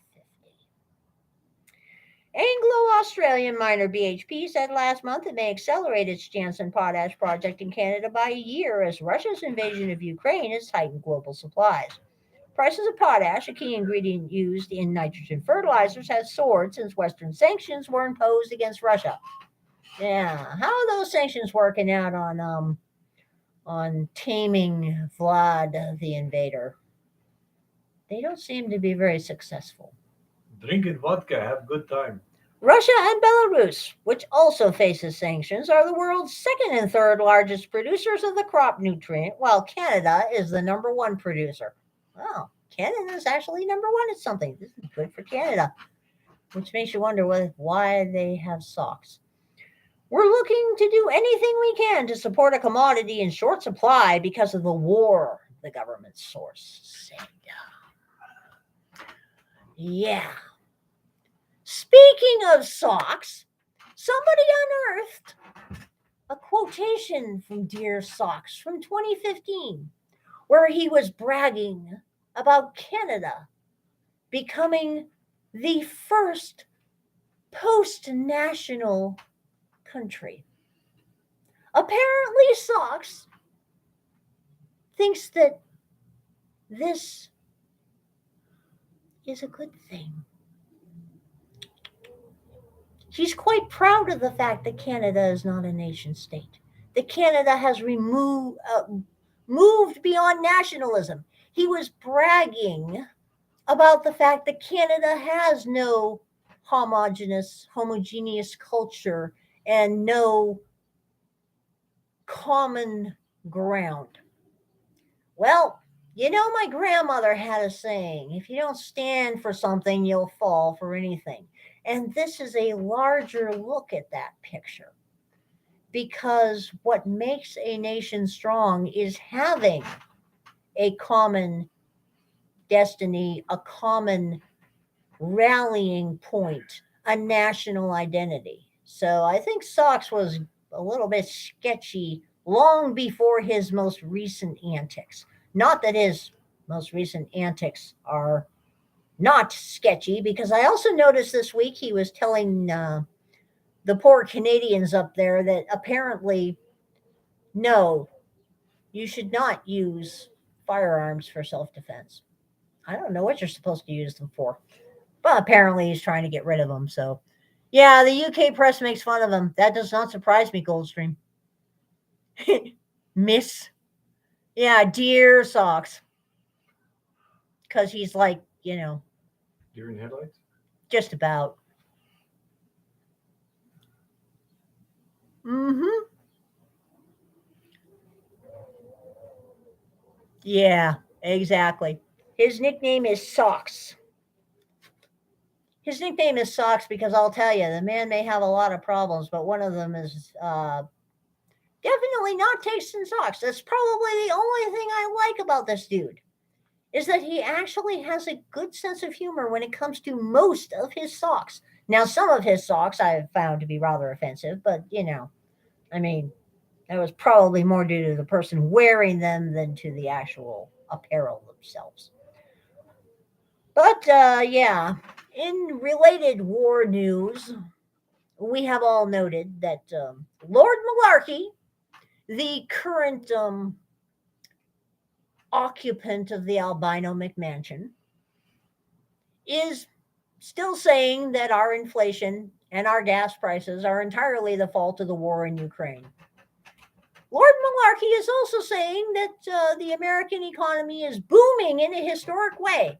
I would say he's probably right on that, because the last time the economy boomed the way it's booming now is about 1932. Blowing up is booming, right? Yeah, blowing up is booming. I mean, he's not exactly wrong here, okay? Inflation is still transitory. We all know this. On a metaphysical scale. It's all Putin's fault. Well, on a geologic scale, it's definitely transitory. I mean, on the scale of the life of dog in dog years, it's transitory. But yeah, good old Lord Malarkey is still at it, and his current mouthpiece, the person whose name I can't remember, but she replaced Little Red Lying Hood of late. Got caught flat-footed in another question today about exactly how something is actually going to get fixed, and she was apparently leafing through her little binder for some 20 or 30 seconds before admitting defeat and not answering the question.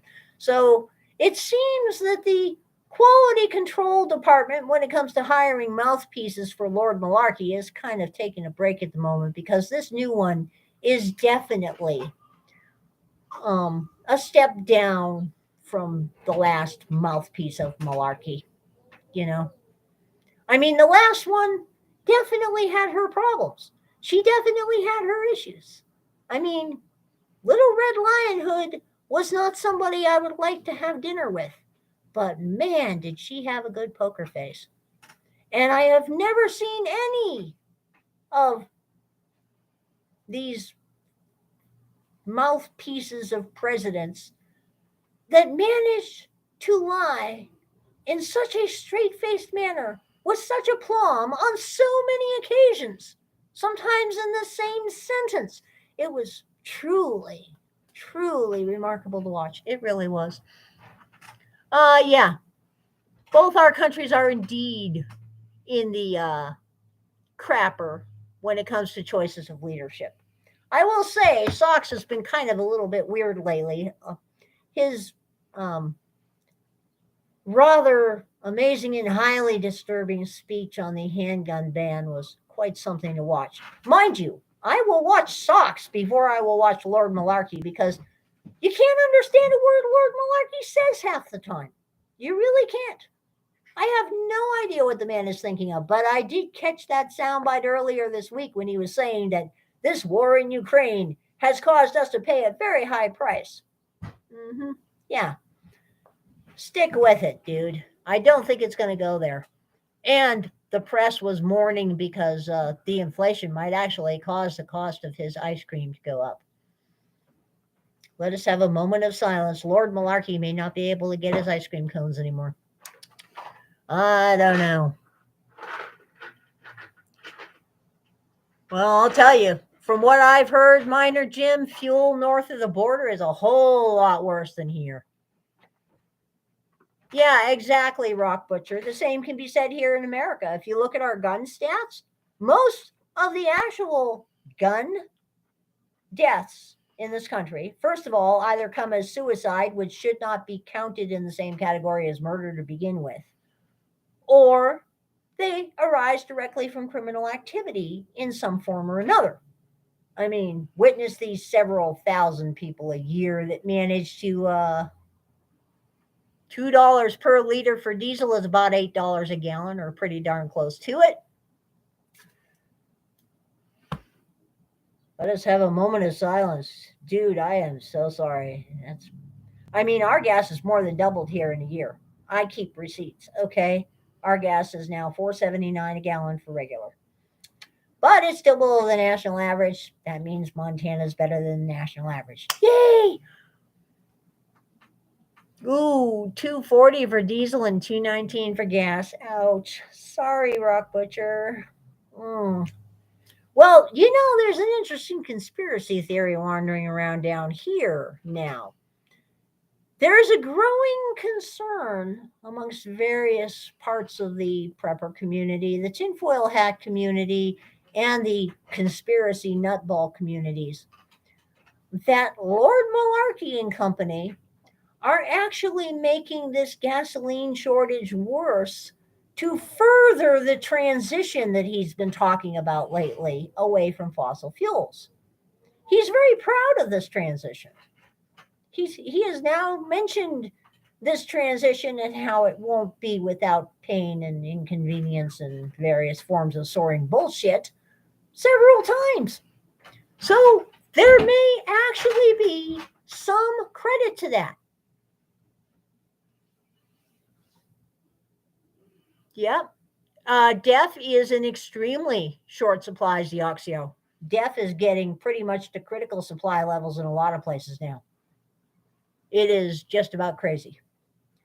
And it's going to cause a whole lot of problems downstream, because now the truckers are beginning to speak up down here. And they're pointing out that with the prices of diesel rising and the freight money that these companies get for rolling this stuff from point A to point B not rising at the same rate, much of trucking is going to become unsustainable in a fairly short time period. A lot of owner-operators are beginning to stay home. This is a growing problem that is going to translate into some extremely tough times toward the end of the summer. Because at the moment, oil closed today at $121.02 a barrel. Silver closed down.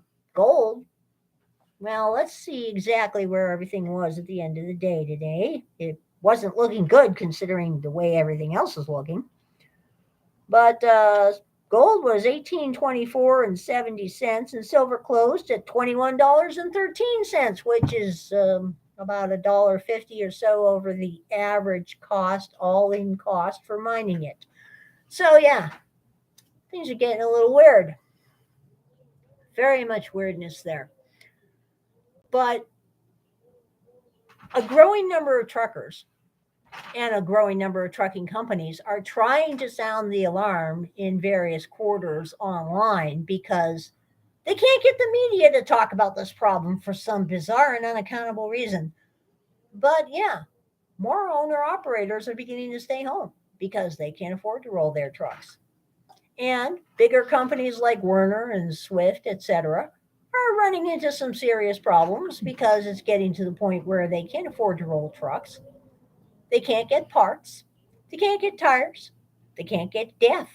As a matter of fact, quite a few pilot stations here and there are out of diesel on any given day, or have limits as to how much you can put in your tank. And some of the trucking companies have actually put limits on how much that the truckers can put on the card at a given time.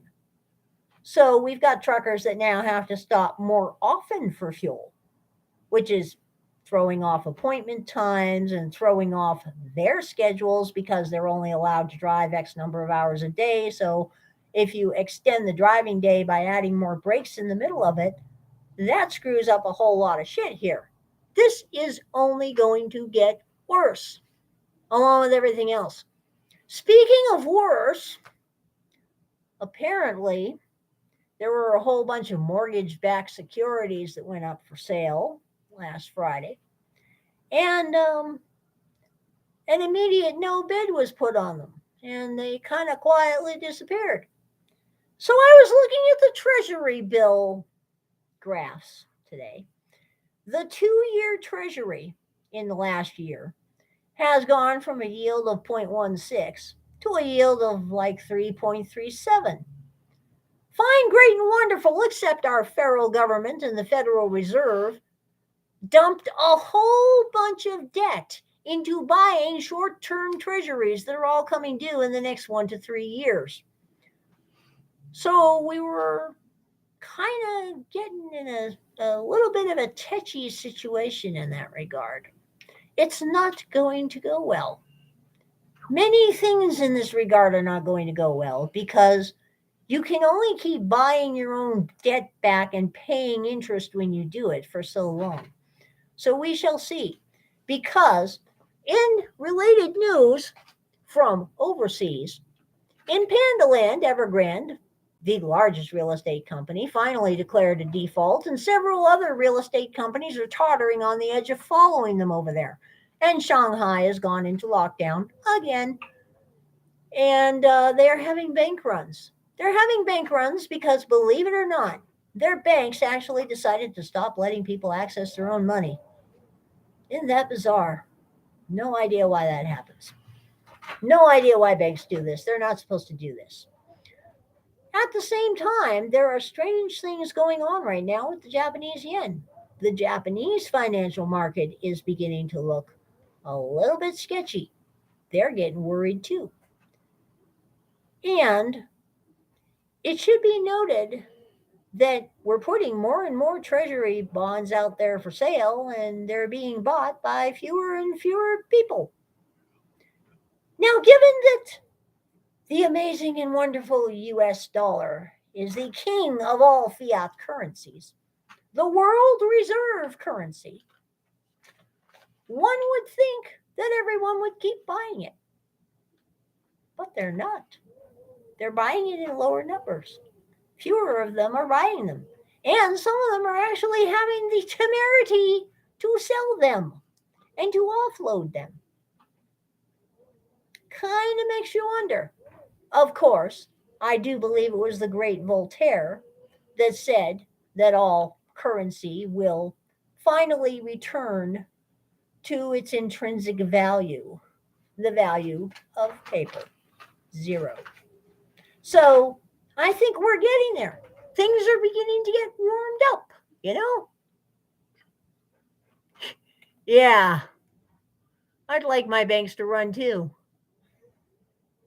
And no, Rock Butcher, I don't wear this hat while I run my geochemical experiments. But I will tell you, if I ever have to go testify before our state legislature or deal with an IRS agent, you bet your ass I'll be wearing this hat. Absolutely. And I'll be wearing a matching pair of tinfoil sneakers too. That should really put the fear of dog in them, huh? So in other financial news, I know none of y'all are going to believe this, but there's a massive meltdown going on in the crypto sphere. Yep. Believe it or not. Now, I started watching this quite closely probably about a month ago, or maybe it was a little less than a month ago when Luna kind of imploded all over the place. And the usual suspects on Twitter and on Reddit were actually saying Bitcoin is money, everything else is credit. Can you believe that shit? The actual quote, by the way, is gold is money, all else is credit, which happens to be true. Well, I started watching things a little closely because I do indeed have some crypto. It is still sitting in Coinbase because when I went to look at moving it into our bank account, Coinbase wanted more forms of identification, more forms of verification, and more forms of tracking information than our state motor vehicle office asked for when I went in to get a driver's license. So no, I don't want what used to be the $83.19 worth of various random crypto that happened to be sitting in there that badly. No, I'm not going to send Coinbase my photo, my driver's license, my social security number, or anything else. And I'm also not going to buy a cold wallet, which I would probably lose just to move the what used to be $83 and change. So it's sitting in there. I'm going to find a metals buyer online, and there are plenty that take crypto, and I'll probably see if I can use it to buy silver before Coinbase goes under. But be that as it may, the crypto crowd, even though Bitcoin has been falling steadily for a while now, along with Ethereum, quite a few other things, a whole raft of altcoins, and quite a few of the stable coins that are apparently not stable at all, we're still dumping all over us silverbacks over on Wall Street Silver, and dumping all over the gold people on Reddit, and dumping all over precious metals, dumping all over even fiat. Okay? Oh, their coins are safe. Their coins are real. Their coins are going to the moon. Yeah. Okay. You keep thinking those happy thoughts, little people. Keep thinking the happy camper thoughts there.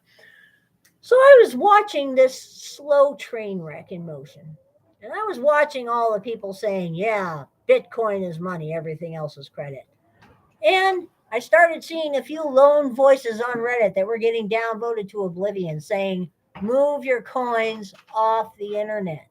Put them on a cold wallet, because if you don't hold the keys, you don't hold the coins. Which, funny enough, we over on Wall Street Silver always say, if you don't hold it, you don't own it. They love to steal all our expressions, apparently.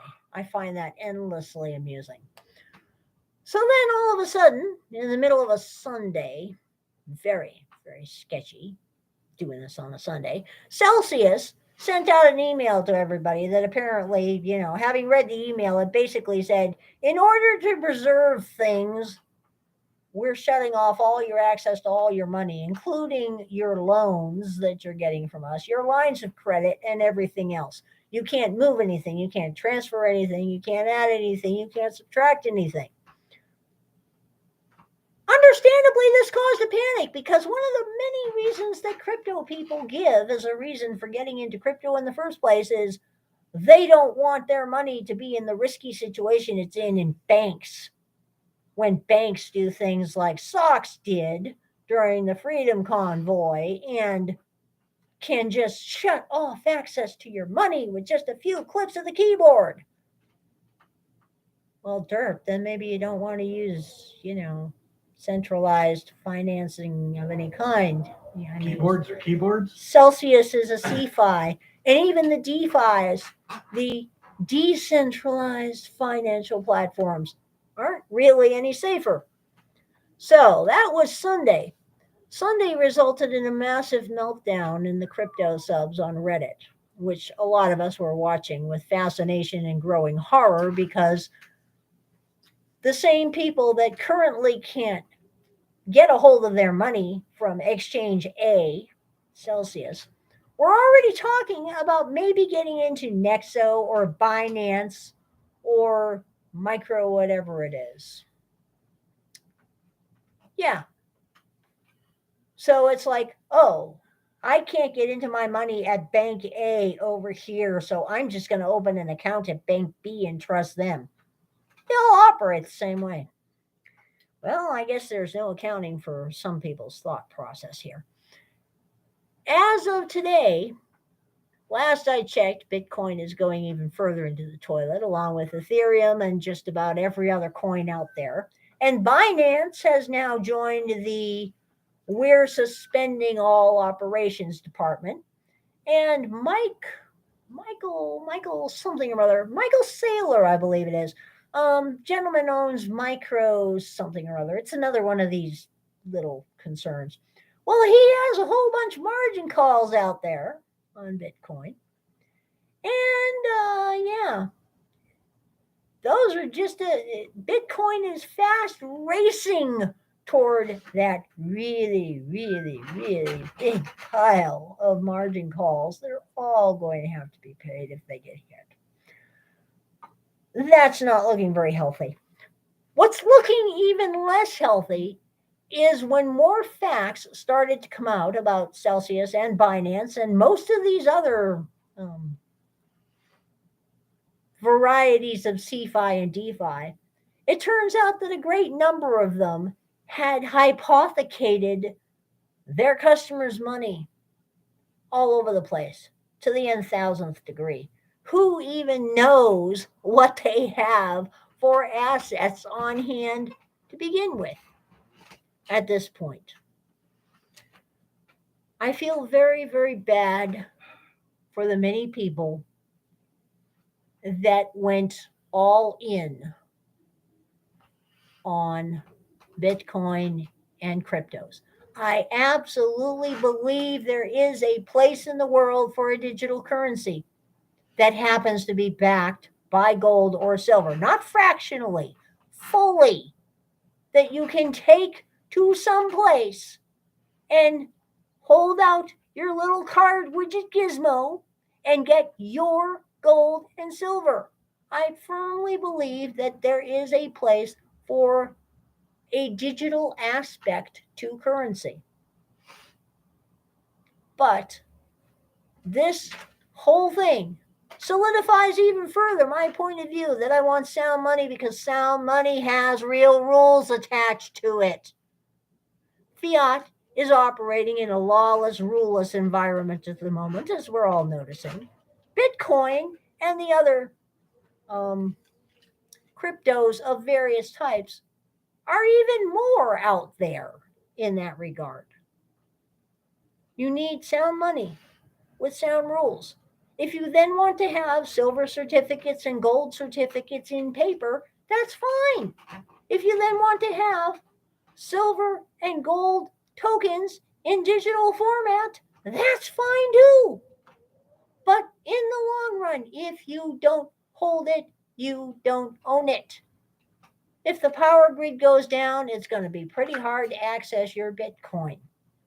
If you're in the middle of nowhere and you go into a store in Townsend, Montana, I can pretty much guarantee that you won't be able to use your Bitcoin.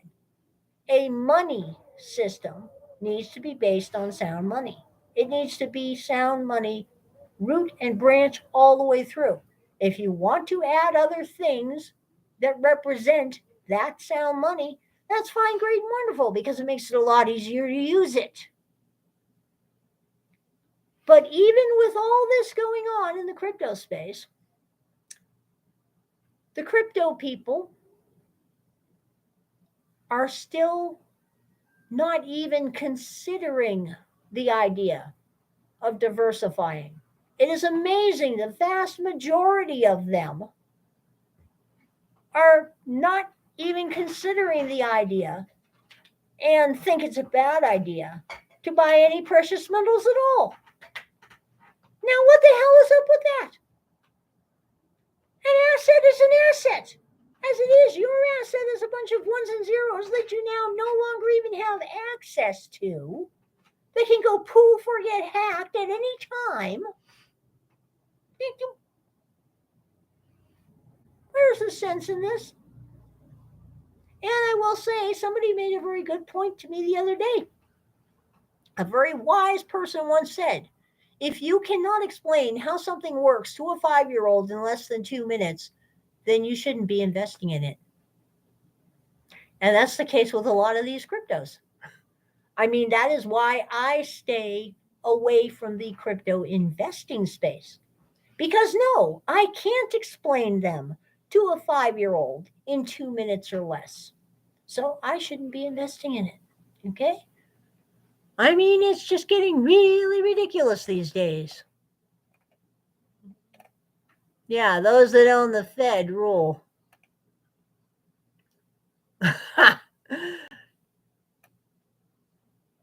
Exactly, Goldstream. I mean, let me put it this way. I took a quick look at Celsius a while back, and I was like, okay, if the riskiest high yield investment plans in the real world are only paying 6 or 7% now, unless you go into junk bonds and things that are happening in third world countries where you never know if your money's going to even be there the next day. There's no way that this company could be paying double-digit interest. Not happening. Not in this economy, and not in the model that they had. I mean, the whole thing was just a little bit ridiculous there. I mean, that's just,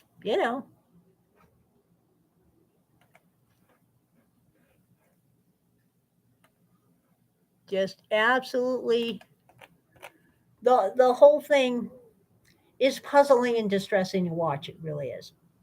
But be that as it may, so here we are in the middle of the great apocalyptic shit hit the fan meltdown. We are not yet at the end of the world as we know it point, but man, things are getting fun, aren't they? Yeah, not quite. This is indeed the time to have large amounts of fiat in the mattress, because believe it or not, when the shit hits the fan, people will still be trusting fiat for some bizarre and unaccountable reason. Happens in every economy. And some silver, lots of silver, and some gold. Now, the reason you have silver and gold is because silver is the people's money. It's for little purchases, your groceries and your clothes and little things. Gold is bank money, government money, and big purchases like cows and cars and firearms and other kinds of things. It's good to be diversified in your metals here. I am a big fan of diversification in metals. It's a good idea to be diversified in food. I do find it quite interesting that Alberta, Canada, is apparently planning to put warning labels on ground meat now. That's a little bit bizarre. Of course, I also found it interesting that one of the European countries, I believe it was Poland or Hungary, well, anyway, it was one of those European countries, is now openly, happily, and proudly selling insect protein bars in the stores. Actually, I will tell you, if the thing was low carb enough, I would try it because, I want to try cricket flour, and I don't necessarily see anything wrong with trying an insect protein source. I just thought it was interesting that they're now being sold as energy bars. But yet nobody ever says fried worms are good. And they are, by the way. Fried worms actually taste better than your average insect. Probably have more protein too, I don't know. But I thought that was interesting. When we have governments putting warning labels on meat products, and we're seeing more and more articles in the media about the joys of eating insects and mealworms and other odd things, and how we should all embrace this. We shall all live in the dark and eat the bugs. I mean, it's beginning to look like that these days. Later.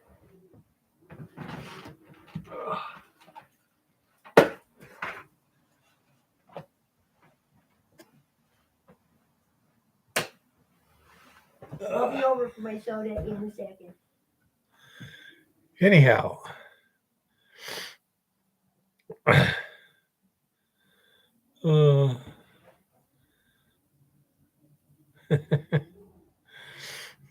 yeah, Kodak.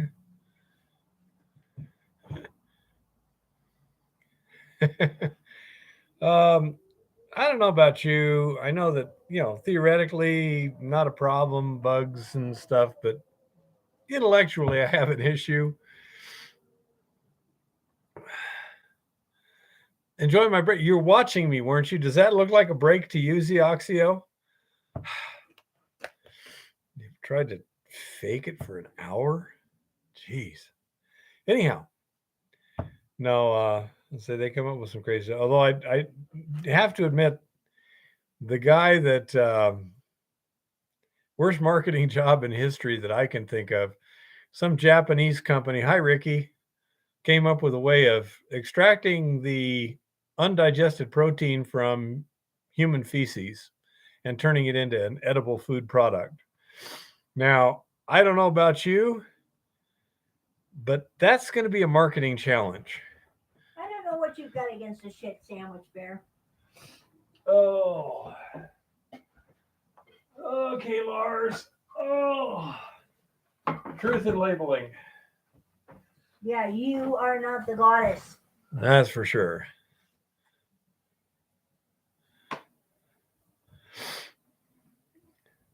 Hey, Keith, how's it going?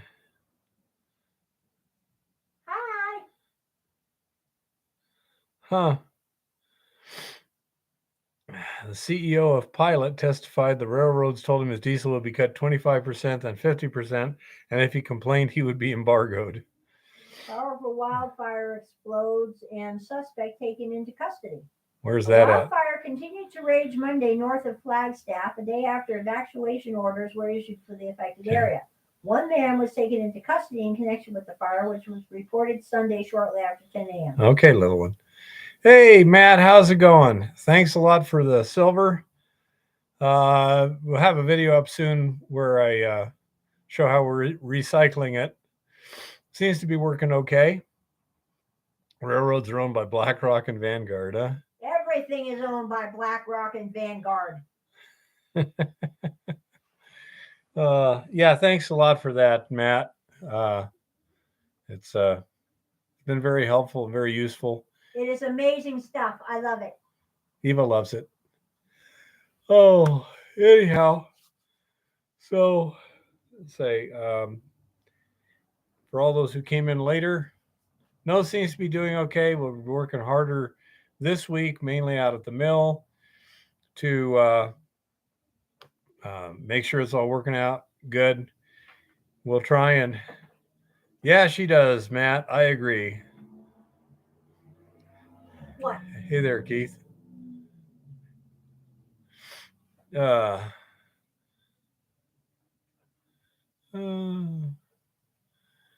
Let's see. But anyhow, so, oh yeah, she's working at the mill. But Absolutely. Yeah. So we're going to be trying to get most or all of the stuff from last season in the tank this week. And we've already sorted it, different kinds of rock types, etc. And I'll be doing a video showing you the different rock types, etc. And to try and determine what we can safely judge as waste by site and what we can safely judge as ore by site. And we're also going to be running the tailings through a very primitive sluice when we dump the tank this next time, see if we're getting any coarser gold, which, for us, anything over 300 mesh is coarse gold. Okay, you're going to have to close that window. It's misbehaving. I don't think that's going to happen, Goldstream. Somebody suggested that I should have been doing that. It's like, nah, I prefer living.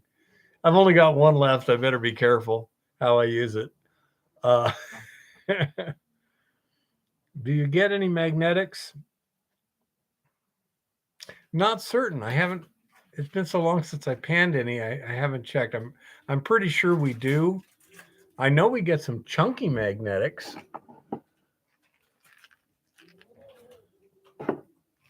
Because I took some of. I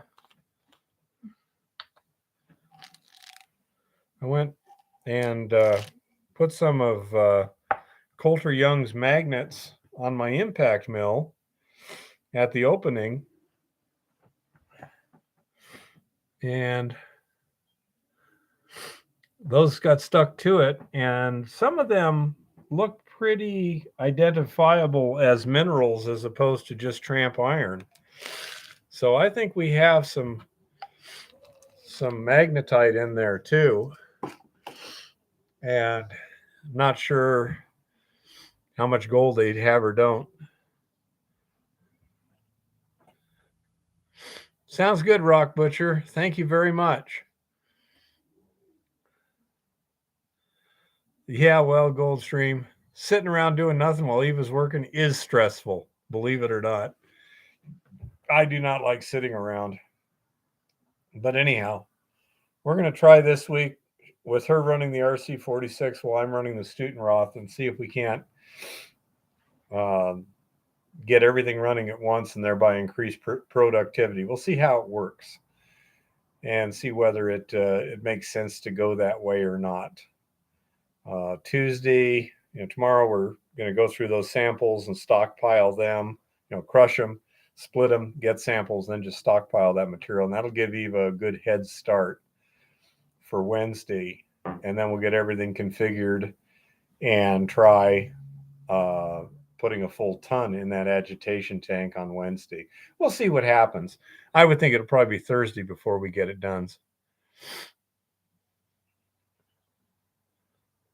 I'd be happy to, Rock. I'd have to see if my principal is willing to go with that or not. Again, I'm not in charge.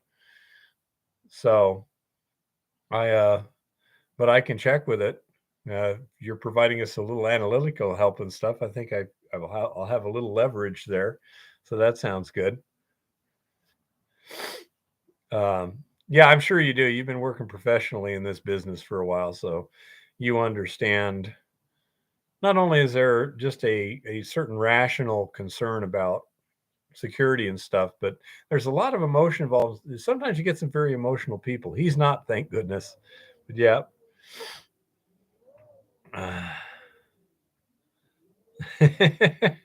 That's an interesting point, John. The problem is when you start giving the prisoners power tools, life can get interesting. Yeah, it'd be interesting to have your input on that, Rock. That would be good. Oh, but anyhow, so that's kind of what we're going to do this week, and see how it goes. Then, with any luck at all, if my nose stays in good shape and nothing else pops up, we'll probably be out at the mine next week, getting another load of ore, making sure everything's up and running and doing well. And then maybe the week after, depending upon a number of factors, none of which are under my control, but if we can get another pickup truck available, we got another trailer now that we could use too. So we could go down a Tuesday with Eva driving one truck and me driving another, and we could load up 2 trailers of ore before we come back, which would make it good. And that would be a lot more efficient because we have about 3 to 4 hours total setup and teardown time, getting the head frame up, getting all the tools staged and everything ready to go, the high line up, the whole 9 yards, and then tearing it all down and packing it away at the end of the trip. So if we can get twice as much ore with the same amount of setup and teardown, that makes life a lot more efficient. So we shall just see what we shall see. But that's the basic plan. And then we'll see at this end on the crushing. Hey, Matt. Thanks for everything, Matt. I appreciate it. And so that's what we'll try and do next week.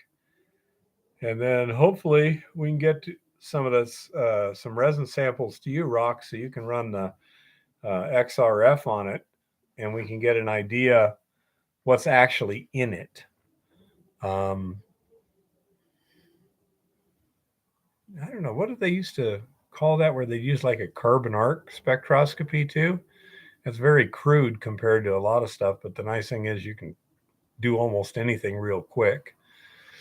But that might work well on the resin also. I don't know. I say talk to your analytical guys and see what they think, and we'll go from there. I don't know if ICP will work on it, just regular ICP mass spectroscopy. But can they feed a solid sample into it? I mean, I'm not sure if they can do that with solids. I know they can with liquids, but with this resin, I mean, I tried digesting in aqua regia and only did about so much, But yeah, well, we can talk about that via email and see what kind of analytical stuff we can come up with. that might be useful, because I'd really love to see what's actually in the resin besides gold and how much, and get an independent verification of how much is in the resin, that sort of thing. This is kind of an interesting quandary as to what exactly is going on. You know, I say we'll play the games with whatever tools we got to play with. See what goes from there. Oh, and Xioxio, I talked to the lab up there at Montana Tech, and they generally don't do outside stuff. And we'll see. But we can pretty much fire assay the resin ourselves now, it looks like. And say if we just have an independent fire assay that gave us basically the same number as what we were getting. And by using an entirely different technique, if that gives us, again, the same sort of result, then we can say, okay, our assay technique seems to be working pretty well on it. I'd still like to know what the heck else is in there to see what's going on. It's an interesting question. But anyhow, so that's where we're at there. And maybe a wet week next week. We shall see what happens too. There's that. Not as critical when we're mining, but we're going to have to take tarps to cover the buckets with, to keep them from the rock from getting soaked, because when it gets wet, it really doesn't like to run through that impact mill, especially.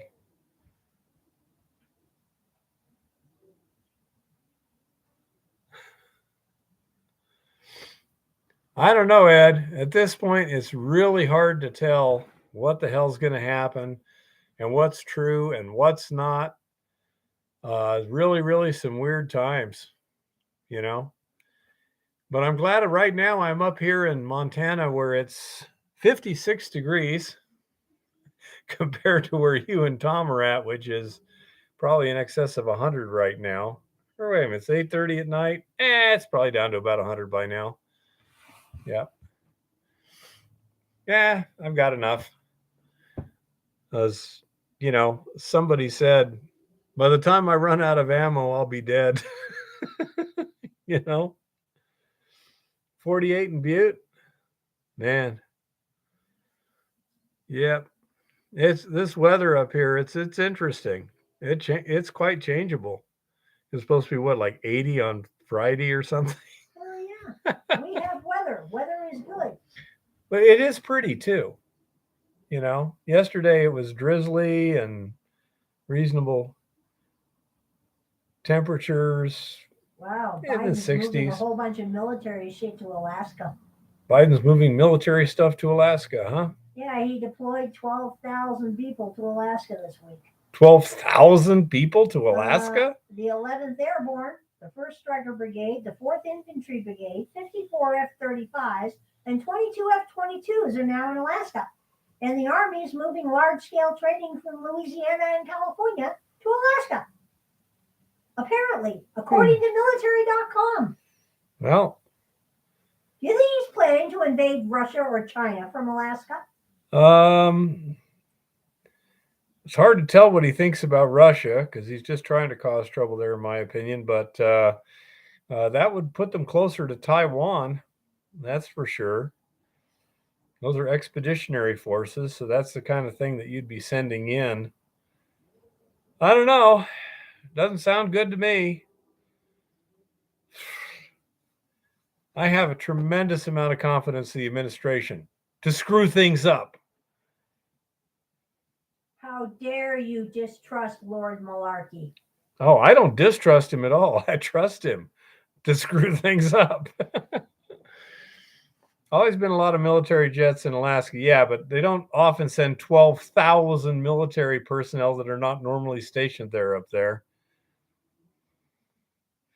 I don't think F-35s are really good against wildfires, Chris. I might be wrong on that one, but I'm pretty sure they're not real good at putting out fires. Probably pretty good at starting them when needed. Wonderful. Well, We do live in interesting times.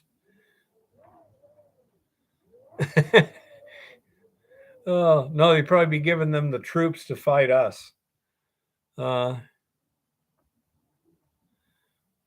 not a bad theory, Rock. Rox thinks he might be pinning Putin's forces down in the Far East to keep him from Ukraine.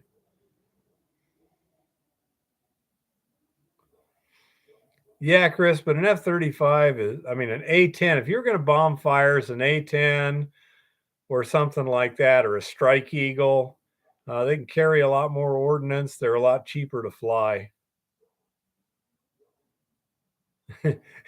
We're preparing for the invasion of Canada. Pincer movement, huh? Down from Alaska, up from Montana, over from Maine. We'll get them. Are you going to surrender?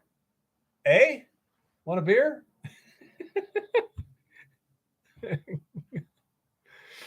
Oh, my goodness.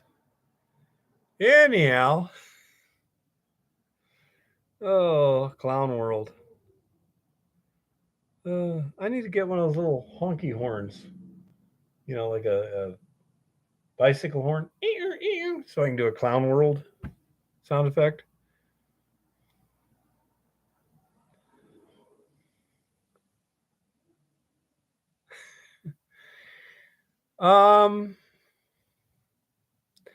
You know, Zioxio, the problem with a nuclear weapon would, I think, that the heat flash might start more than it puts out. You definitely smack the trees down.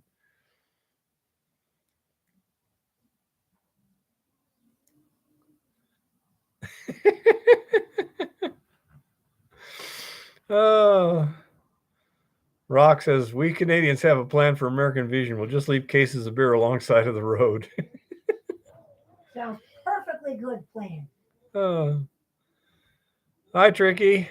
Well, since they have legal weed everywhere, they can just leave bales of weed alongside. There you go. Just leave some pot too, man. By the time we get deep into Canada, we'll just be blitzed. Yeah, the problem is it doesn't eliminate the fuel, Zioxio. It just kind of lays it on the ground. Think Tunguska.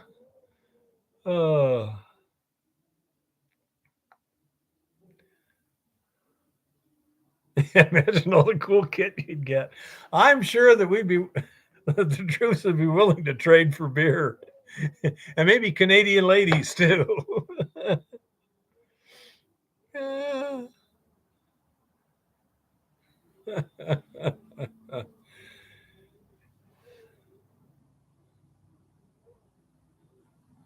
Hard to tell, Zioxio.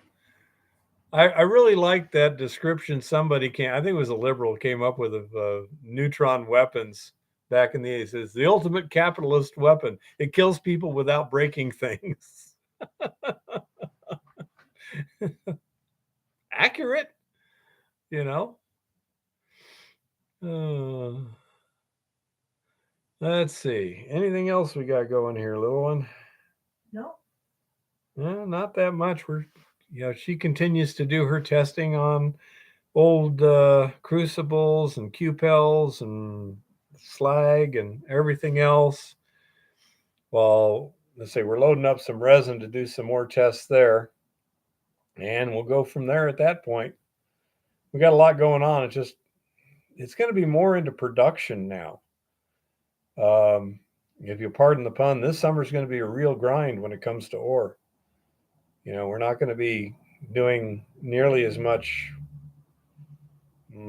experimental testing and more just putting in sweat and trying to crank out some gold. Well, I'll be doing experimental testing when I'm in the lab. Yep. Is someone out placer mining? Jim made it back in for a bit, but he was out. He never made it to here. He showed up in town about an hour after we started, I think.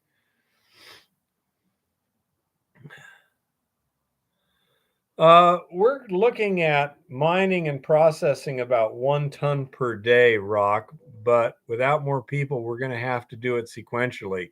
Like go to the mine, set up the equipment, mine a couple of tons of ore in buckets, in trailers and pickup trucks, and then haul it up to the mill and crush it and grind it.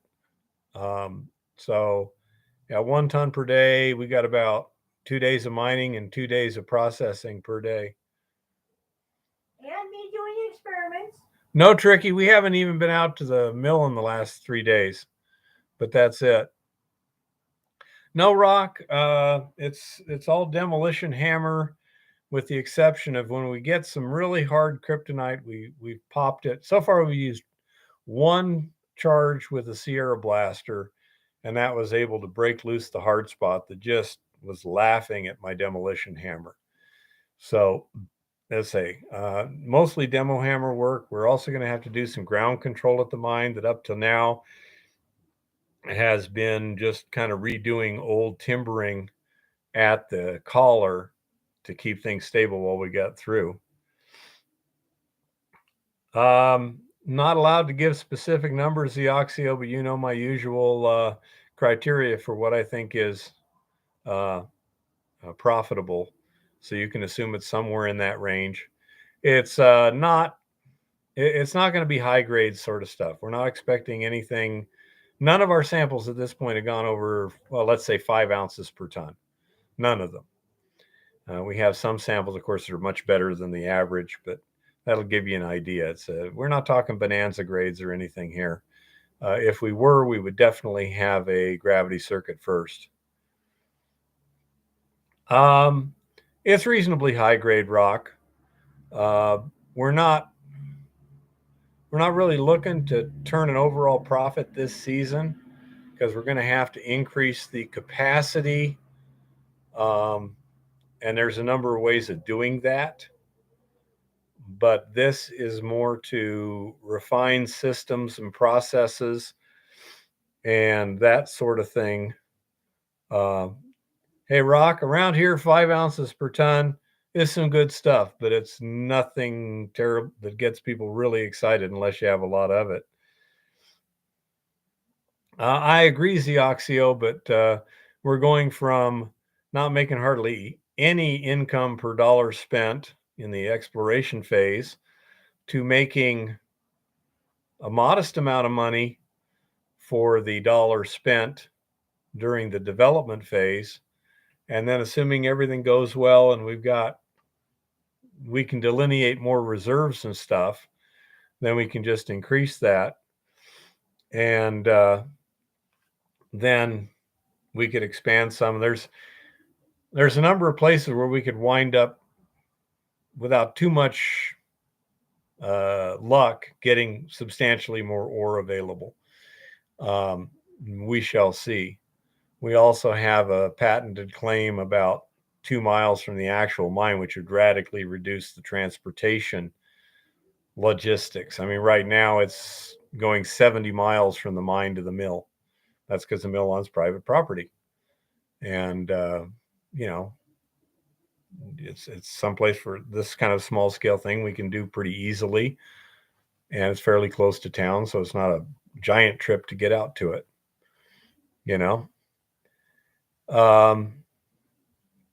How steep are the roads? Not bad at all. You do not need 4-wheel drive. I can take my camper in there in 2-wheel drive, pulling a trailer, and the only restriction is how fast I'm going. It takes 45 minutes to get from the pavement to the campsite. It's not bad. And it's not bad. It's not real rough on the truck or anything. We don't push it very hard. But it's not smooth road, but it's not bad in general. We got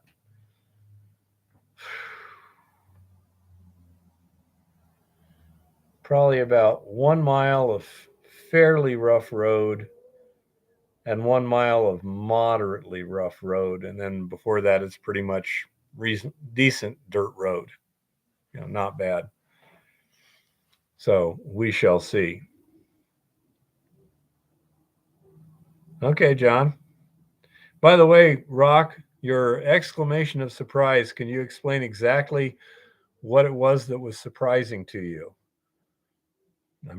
I can think of a lot of things, but yeah, we're proving out systems and procedures and things like that so that if we go into bigger production, it's just going to be almost turnkey.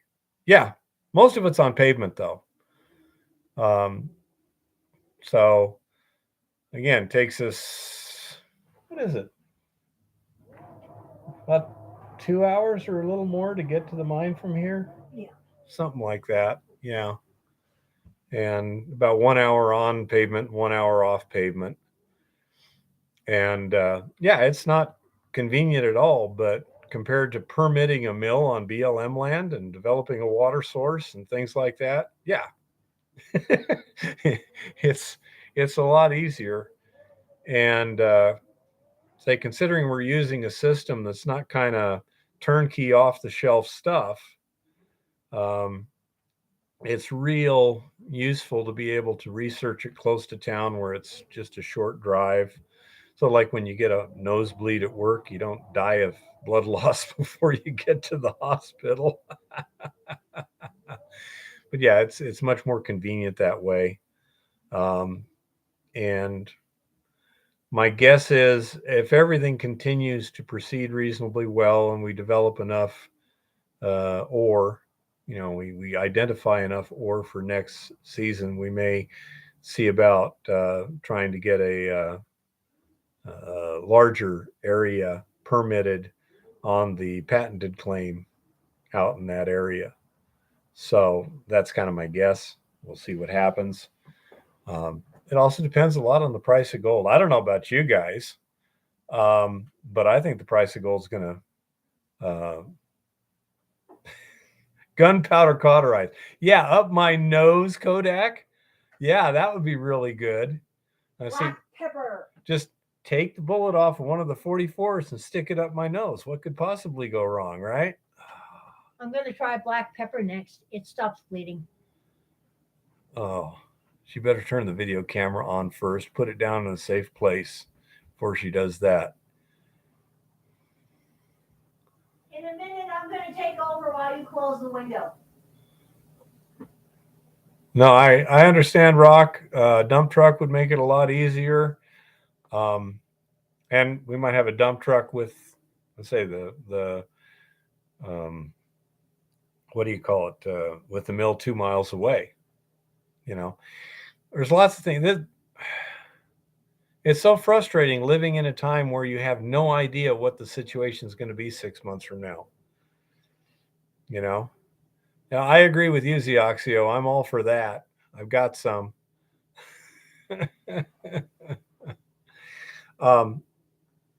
I'm sure it burns too, though. But that makes it very difficult to predict. And we're trying to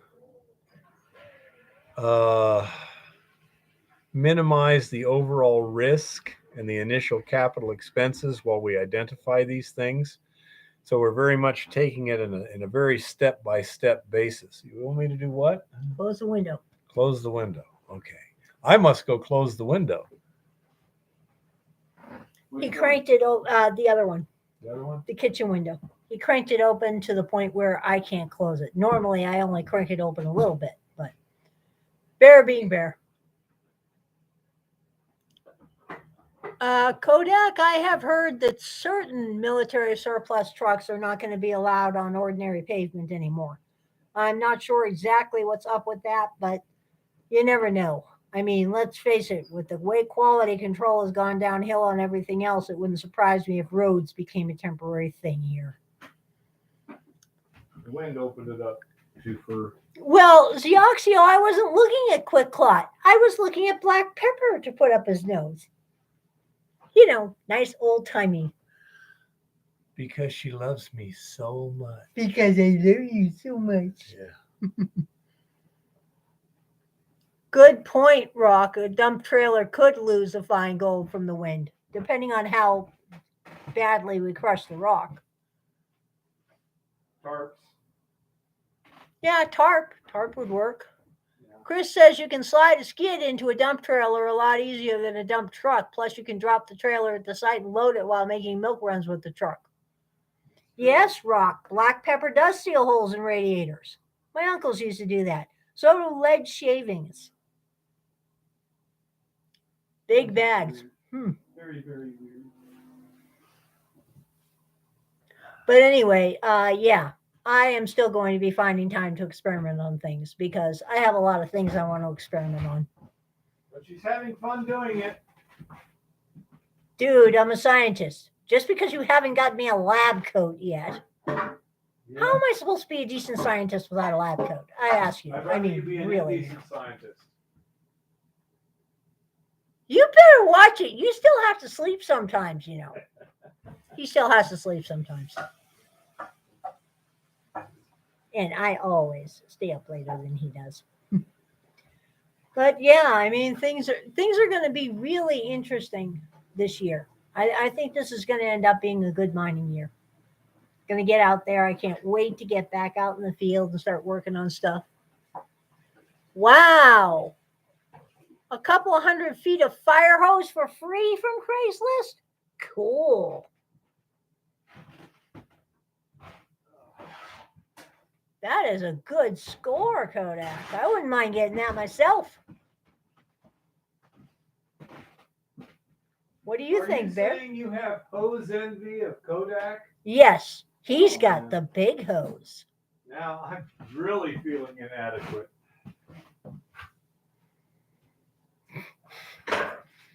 Oh, he's feeling inadequate. We got to watch out. New and never used? My Lord, that is lucky.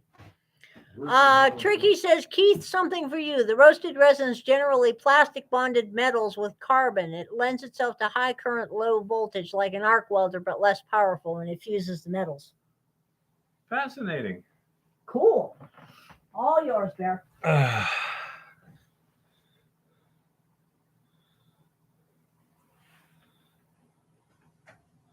Arc welding. I get to play with Huh. heavy electricity. Interesting. Does that mean I get to play with serious electricity? Maybe. Do I get a Van de Graaff generator? No. Van de Graaff is high voltage, low amperage, not high current, low voltage. We need one for the lab because they look cool. I don't give a shit what it is. Yeah, we don't have room right now. Damn. Yeah. I imagine you see a lot of fire hose that's been abused a little bit up there, Chris, with all the wildfire This guy's stuff. got 40 tons of coke in a boxcar. Just 40 tons of coke. You know how long you'd get high at that rate?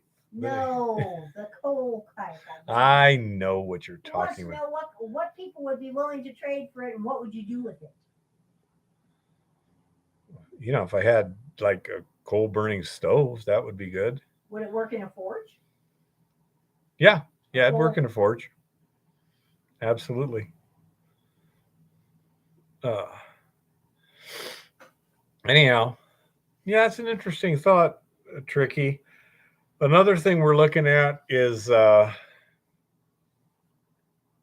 electroplating, and if we can't electrochemically drive the gold from the resin, we might electrochemically plate it out of the roasted resin. It would be better if we could extract the gold from the resin without destroying it so we could reuse it. So those will be our first test, but that's an interesting thought. Yeah.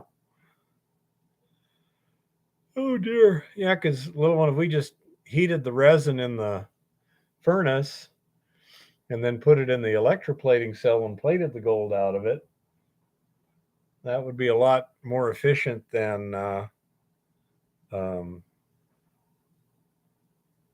smelting it from that point. I don't know. We got lots of stuff to play with there.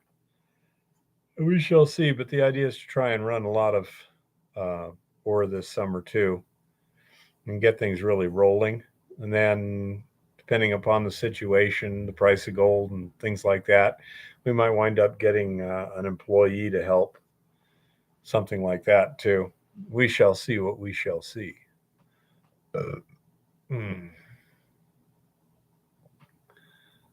Oh, dearie.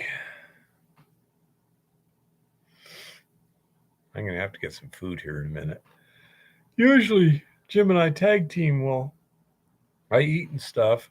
Used to be I get plenty break when Eva was doing her tinfoil hat report, but now I do the sign language interpretation. Hey, Paul, how's it going?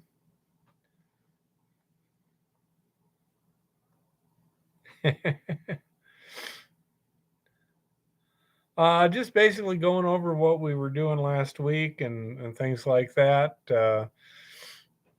And also, don't get involved in buying gold or silver bars or anything like that unless you really know what you're doing, because there's a lot of fakes out there.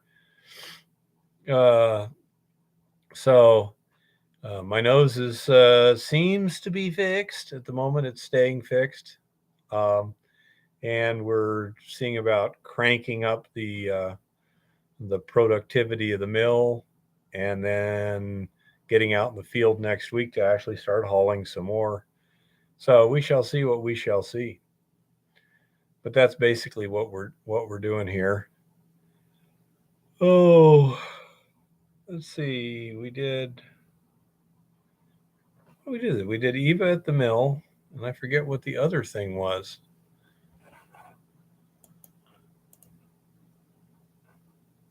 Oh, let's see. Oh yeah, the spot test too. I have no idea, Kodak. We'll worry about that if and when. But so the spot test also seems to do what we need it to do, which is give us a rough idea how much gold is in solution, so we can make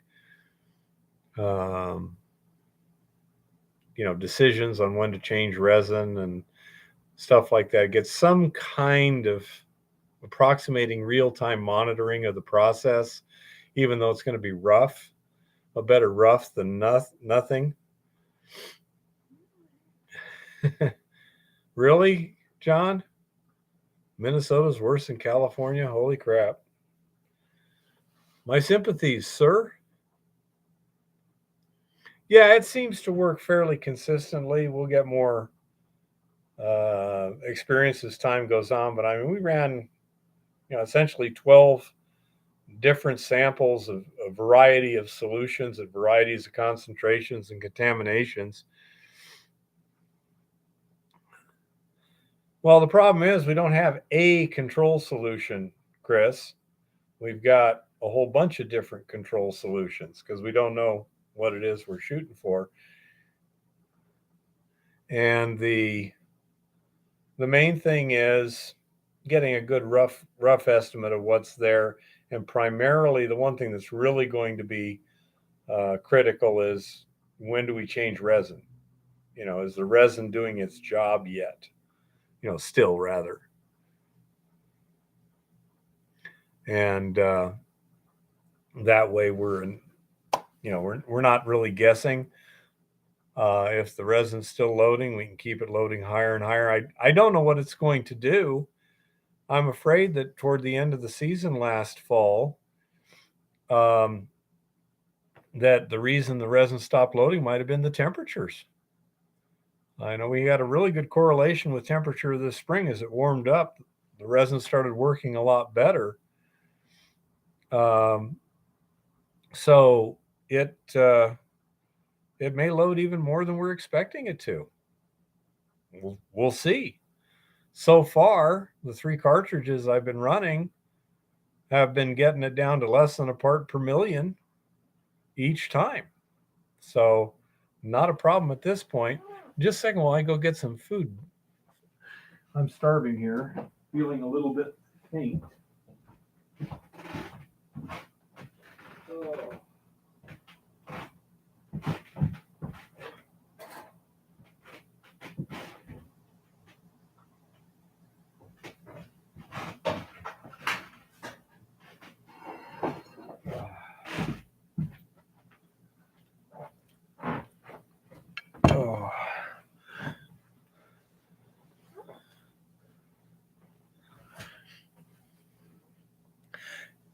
I understand, Rock, but I don't know if the samples that we had where we knew the samples, we also got, and they were dried at the same time. We got kind of variable results. It wasn't super consistent. We're at about 470 here, Paul. I apologize for eating, but my blood sugar's getting down, so I got to eat a little something here at least.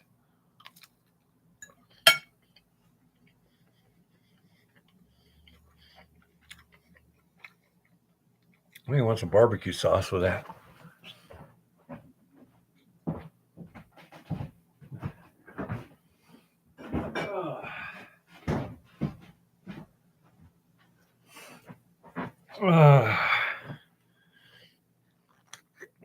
So, I say that's working pretty good. And we'll see just exactly how precise and reliable it is over time.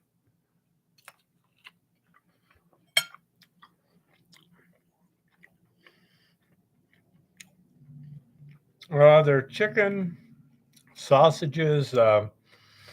It's red bell pepper and Asiago cheese and chicken. Wow, 110 gallons capacity, huh? That'll hurt. I cooked them myself. Let's see, where is it? There it is. Low carb. Take care, Rock. Thank you, Rock. It'll be interesting to see what we come up with there. Yeah, the resin seems to be the biggest issue right now. System-wise. The other stuff is just throughput. And what happened to my water glass? I had a water glass, I thought. There it is. In your hand? No. This is soda. This is water.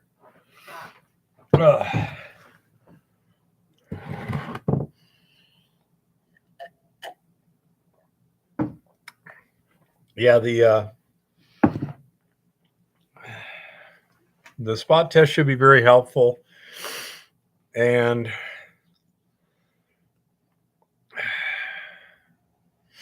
say everything else just takes time to do. But trying to figure out exactly what's the best way of getting the gold out of the resin, we haven't figured that one out yet to my satisfaction. I'm working on it. We still got work to do there. On the other hand, with the rest of it, I think we got the throughput's high enough that we'll be fine. We got the big crusher going. That part's going to be really easy.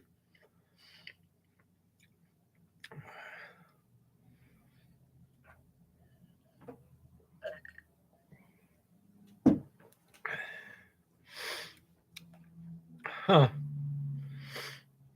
Yeah, if we get that big crusher done, boy, it's going to eat up stuff really fast. I'm sure it'll do at least 10 tons an hour. I'm thinking, Chris, what would you think about a 10 by 14 jaw crusher? What do you think the throughput is on that beast?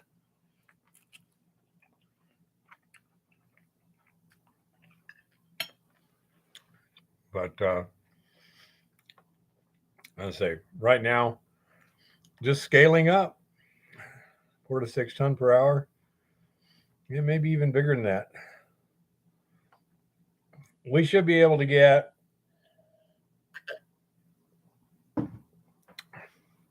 ore and waste combined. We should be able to get about a half a ton an hour on the mining. While we're there, transportation is, of course, substantial. If we can get another pickup truck, we already have 2 flatbeds we can use. So that's not that critical. He may have another pickup we can use too. I'm not sure. There's one in particular I'm thinking of. I'm not sure why it's parked right now. I think something broke, but it might be small or it might be big. Not sure which.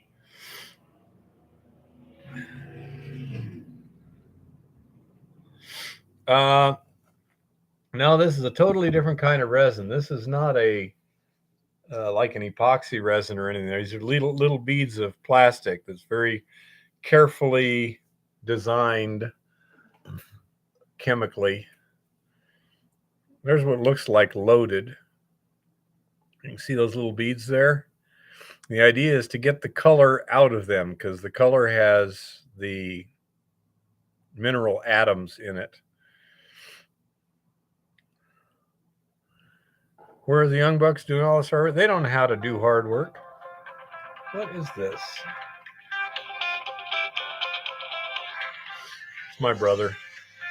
He should know better than to call me Monday evening.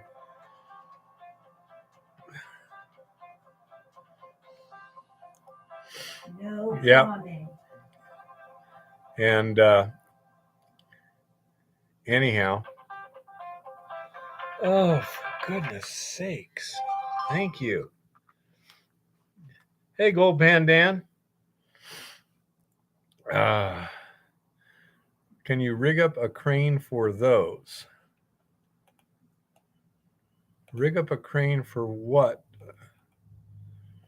Chris? Oh, yeah, they don't know how to work at all.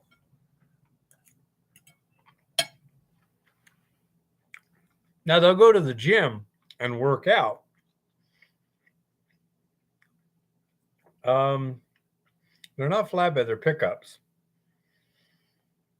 And planning right now just to use buckets. A lot of that has to do with the fact that we cannot get even a pickup up to the end of that high line up there. So the quad can only carry so much. It makes it easier to take the rock, put it in buckets, haul it up the shaft in buckets, take the buckets, hang them on the high line, run them down the high line to the quad, throw them in the rack on the quad, haul them down the hill that way, and then throw them into a trailer or pickup. So, yeah. I'm really not sure how helpful that would be, Chris, in terms of, it's pretty quick to pick up a bucket. It's a lot slower to hook it up to a crane, hoist it, and swing it. So, just not sure on that. Don't know, John, perhaps. But even then, again, it only gets to the bottom of the hill. It doesn't get up to the mine. And that's why, say, at the rate of mining we're looking at, the ore waste ratio we're assuming, and a few other things, 2 pickups, the camper, an empty regular pickup, and 2 flatbed trailers would probably be about right for a 2.5-day trip. Leave Tuesday around midday. There's reasons for that already. Go up there, get things set up, spend all day Wednesday working, as much day Tuesday working as we need to fill up the load, to get anything else like ground support done, pack everything away, and then head back to town. Then Thursday, Friday, Saturday, and Sunday we have for crushing ore and running it at the mill. My assumption is, at the current time, we'll do 1-ton loads in the tank, crush them and start them leaching one day, finish leaching, and dump the tank the next day, reload it the day after, and go like that. And the days that we're just sitting around town doing other stuff, and then head out to the mine, well, it just gets to leach that much longer.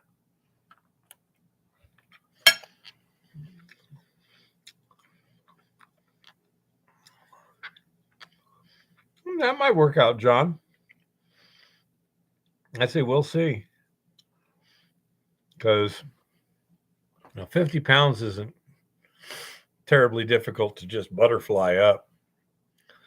And assuming that my body toughens up, of course, it doesn't toughen up near like it used to. But yeah, take care, David. I'll do my best. Try to keep from springing any important leaks. I've also gone to the doctor to get some testing done because I'm not worried about nosebleed, but if something like that happened a little further up, that would be a very, very bad thing.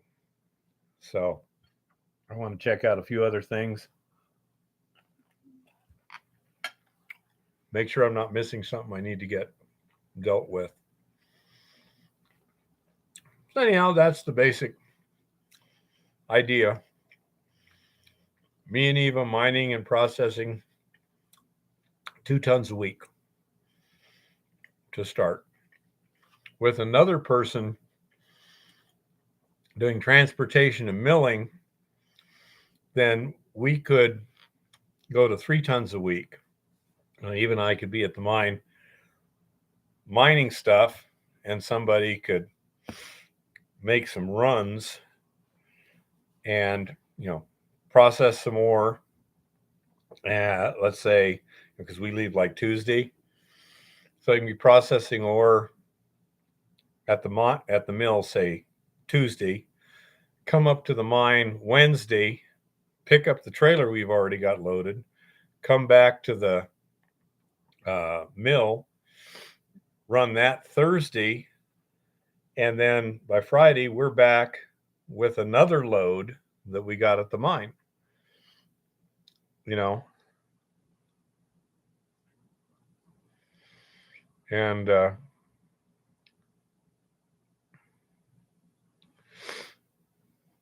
yeah, anything that's only like 50 pounds, if I can just hang my weight on something with a pulley, it should be pretty easy to do.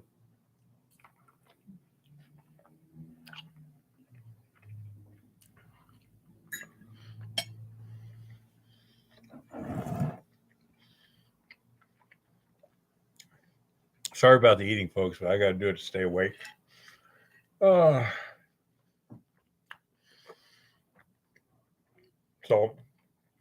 that's what we're looking at. And again, it's going to depend on the price of gold and a few other things.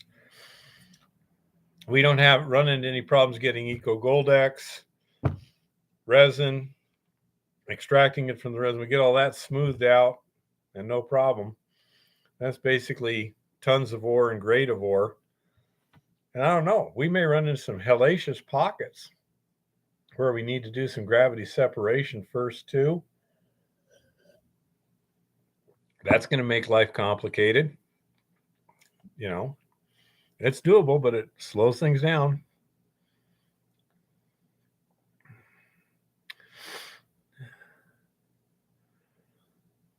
Self-discipline, John.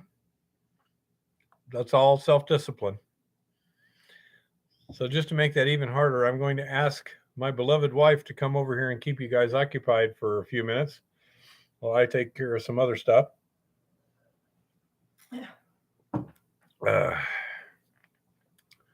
Anyone got any questions out there? Really, you're bothering my game. Oh, that's horrible. That is also one of the variables here. I could see the price of gold doubling too. I don't know how y'all are going to sleep with him keeping you up. Now it's your job to keep him up. Chris, we could indeed look at expanding the solar capacity for the electrolysis. I mean, it's not necessarily out of the question. Getting solar panels might be tough at the moment. The prices on those things have been ridiculous. La, la, la, la, la. I am belly dancing. I'm doing it sitting down. You can also get more storage capacity in an inverter and just tap off extra energy from the generators while they're running. Yeah, that's true. Yeah, all the costs are going through the freaking roof these days. Hopefully, the metal prices start going through the freaking roof as well. Though, with the economy doing the things it's doing, one has to wonder, you know?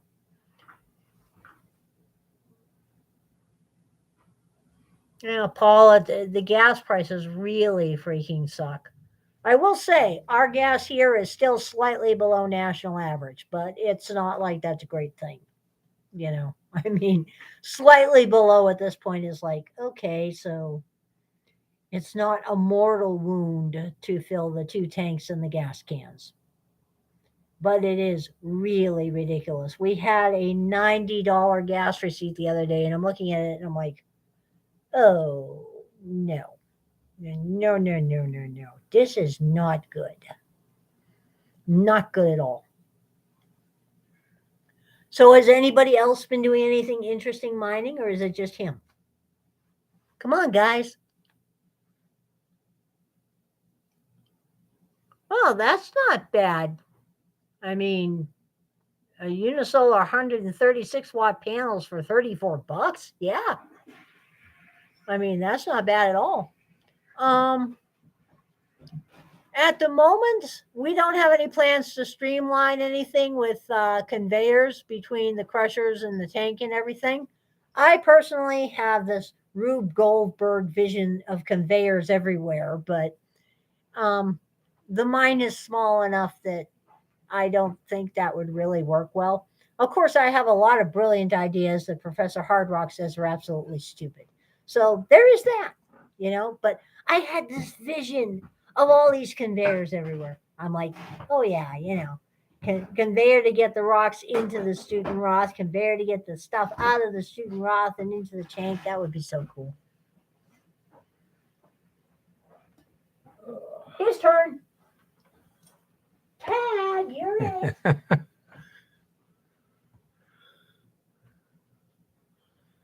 Possibly in the future, Gold Pan.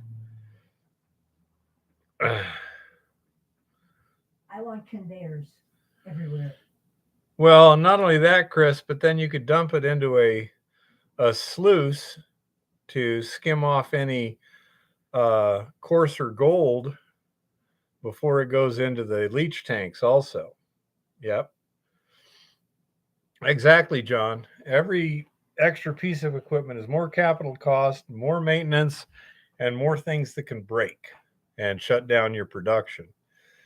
So at the current, hey, Mr. Virtue, take care. Good night. Good night, Mr. Virtue. And so anytime you can eliminate something, you eliminate the maintenance, the failure, and the cost. So everything else being equal, the simpler the better. Now, sometimes adding a little complexity and cost vastly improves your throughput and stuff.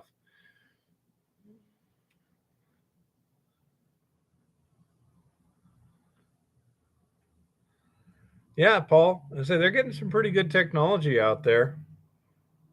Yeah, we don't have that at this point, Dan. The other mill site has much more of a potential on that. What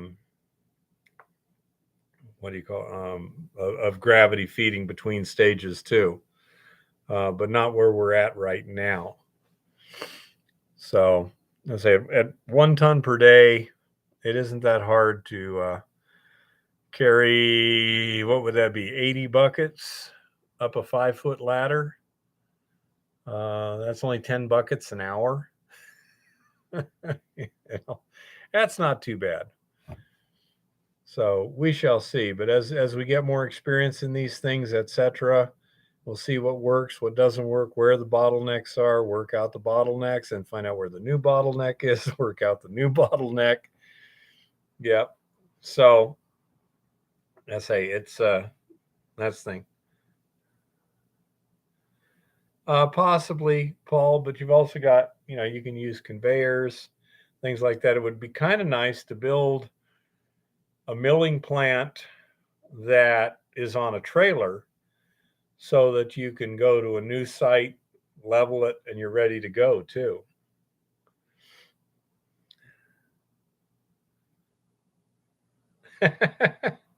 Any excess gold? Well, Lars, that's very generous of you. It's not necessary, though. But yeah, that sounds great. It'd be nice to see how that works out for you. You did a good job putting that RP4 back together.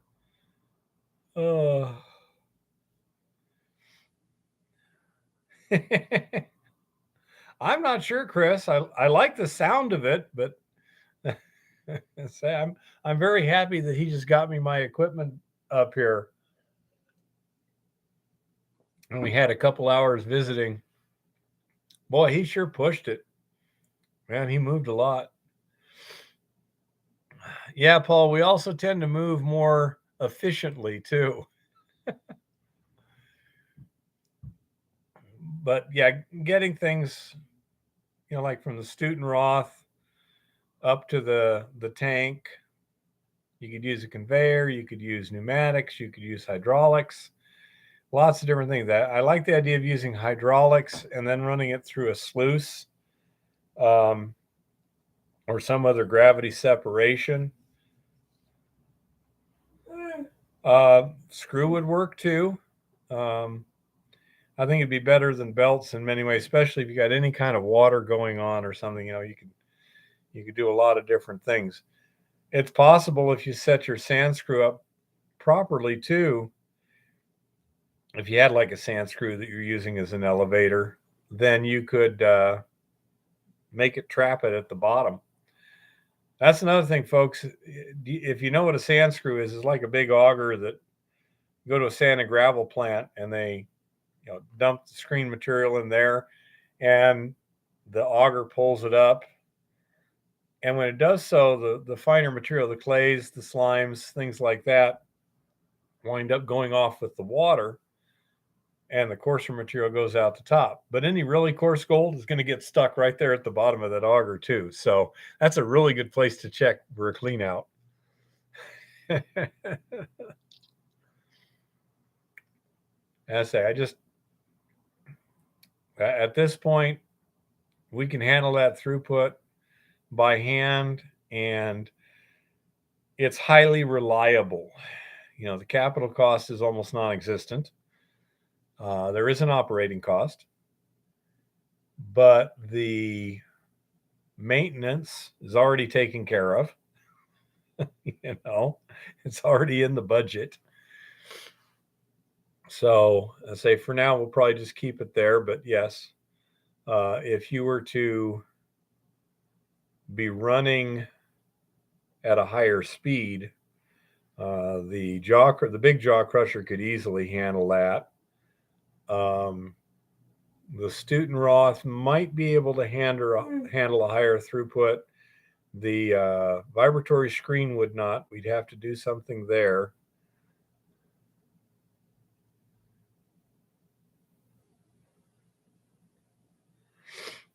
Yeah, that would work, Paul.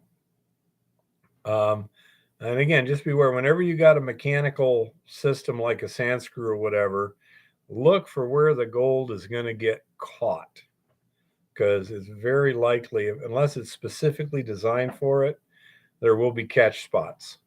And not necessarily a bad thing if you know where they're at and they're easy to clean out, but be aware of that. So yeah, how we increase total throughput. I think the next bottleneck would be the vibratory feeder there. And you might even want to, we'd want to test, for example, if you ran it through the Stutenroth once and then just ran it over another vibratory screen and then just hit the oversize on that one again and then just sent it to the agitation tank. Is that enough grinding?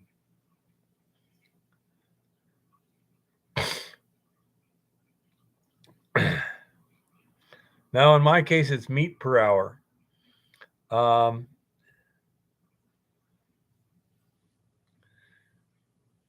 Yeah, Phil, it's not a bad system, but look at all the moving parts. This is where the idea of building on a hill makes a lot of sense if you can. And yeah, Aries, it would be nice. But all those conveyors, again, are just something else that needs to be maintained. You got to grease them. You got to keep the belts going. I mean, the drive belts and everything else. And they can break, you know? So it's, I don't know how much money in a Mount Baker system you've got in conveyors, but it's probably in the neighborhood of $5,000 to $10,000. Because if I remember rightly, they have an apron feeder feeding the jaw crusher. So you got all that sort of thing. That kind of hard to get away with if you're going to feed a jaw crusher smoothly. Then they take the jaw crusher output, put it in a hopper. Well, if the jaw crusher is sized properly to the hammer mill, you don't need a hopper there, you know, because the feed from the jaw crusher should just automatically be accepted by the hammer mill. You know, you could shrink your jaw crusher, increase your hammer mill, you know. And so I don't see why there's a hopper there. And I agree, if you can build it on a hill, you got your apron feeder into the jaw crusher. It goes right into the hammer mill, goes right into the table, and the tailings from the table could go to a secondary crushing and then a retable it or something like that. Or just take your hammer mill output, screen it, and regrind your coarse stuff, put it right back through the hammer mill. But yeah, adding conveyors and stuff, it's sometimes very profitable, sometimes well worth it, but it's always technically undesirable if you can get away without it. If you look at Elon Musk, the way they're designing the Starship, it's like, well, you know, how much are the landing legs going to weigh? That's quite a lot. Can we get rid of them? Can we catch it out of midair? I don't know. We already got these big grid fed things up there. Okay. Now, do we really need to fold them back when they take off? Because, yeah, it's got more air resistance, but that rocket gets up above most of the atmosphere pretty quick. They found out the fuel it takes to lift the mechanism to fold the grid fins is more than the fuel that's used by the grid fins with no folding mechanism. So,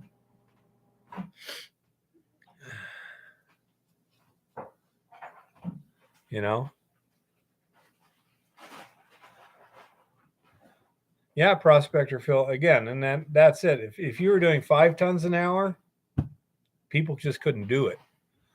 But that, again, that's where if we get up to a 5 ton per hour system, it'd be better to build it on a hill if you could. That's bigger than the area that we have where we're at anyhow. This is just a temporary setup here to test and refine processes and everything. Hey, Tricky.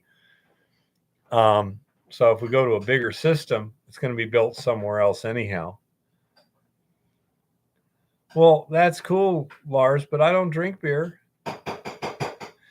And hot dogs are okay, but I prefer like hamburger with beef gravy and mushrooms. And well, and the other thing, Chris, with eddy currents, you're going to have mineral liberation, not just mineral exposure. And when you're talking gold as fine as mine, that's some pretty fine grinding there. And that gets pretty expensive, whereas the leaching is much cheaper than that kind of grinding. You know, it's one of those things that, you know, you're always trying to balance a bunch of stuff. It's just like when I did the bottle roll tests on the 30 mesh minus versus the 20 mesh minus, I actually got a little bit better in solution in the 20 mesh minus. So I was like, well, it's not hurting anything. So I might as well put a 20 mesh screen on the vibratory screen instead of a 30. Cheeseburger bowl.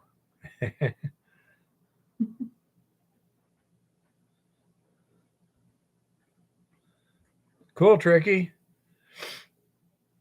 But I say that's one of those things that it's so totally ore dependent. You just kind of look at the systems, do the tests, see what, again, I would have thought I'd probably be wanting to crush to like 50 mesh minus or something. But I mean, I was getting, Jesus, what was it? And again, this may be just due to coarse gold on the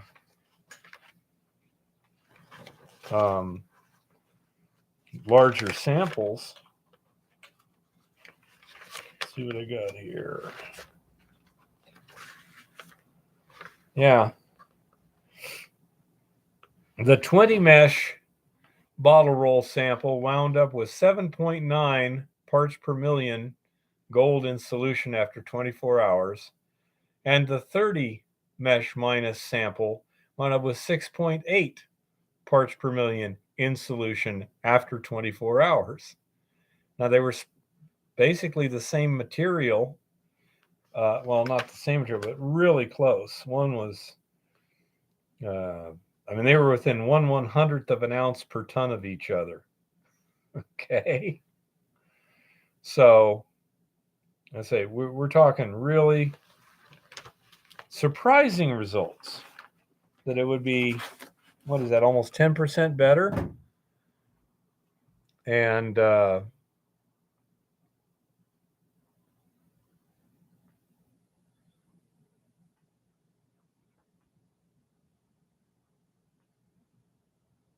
tricky, 0.9 gram metal per 1 gram resin. 0.09 gram metal. Okay, so that's, yeah, that's running 9%. That's about what ours were getting. Now, is that a question or is that what your smelting results were?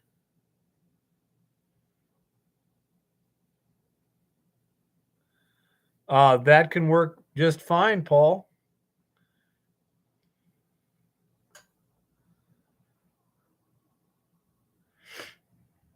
I say there's a pneumatic transport system works well.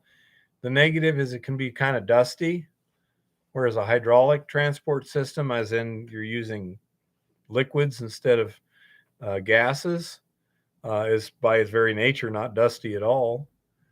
But it would depend on what you're doing. Yeah, exactly, Gold Pandan. You test. You'll have these general rules of thumb. It'll be more likely to do this than do that. Don't assume that those rules of thumb mean anything.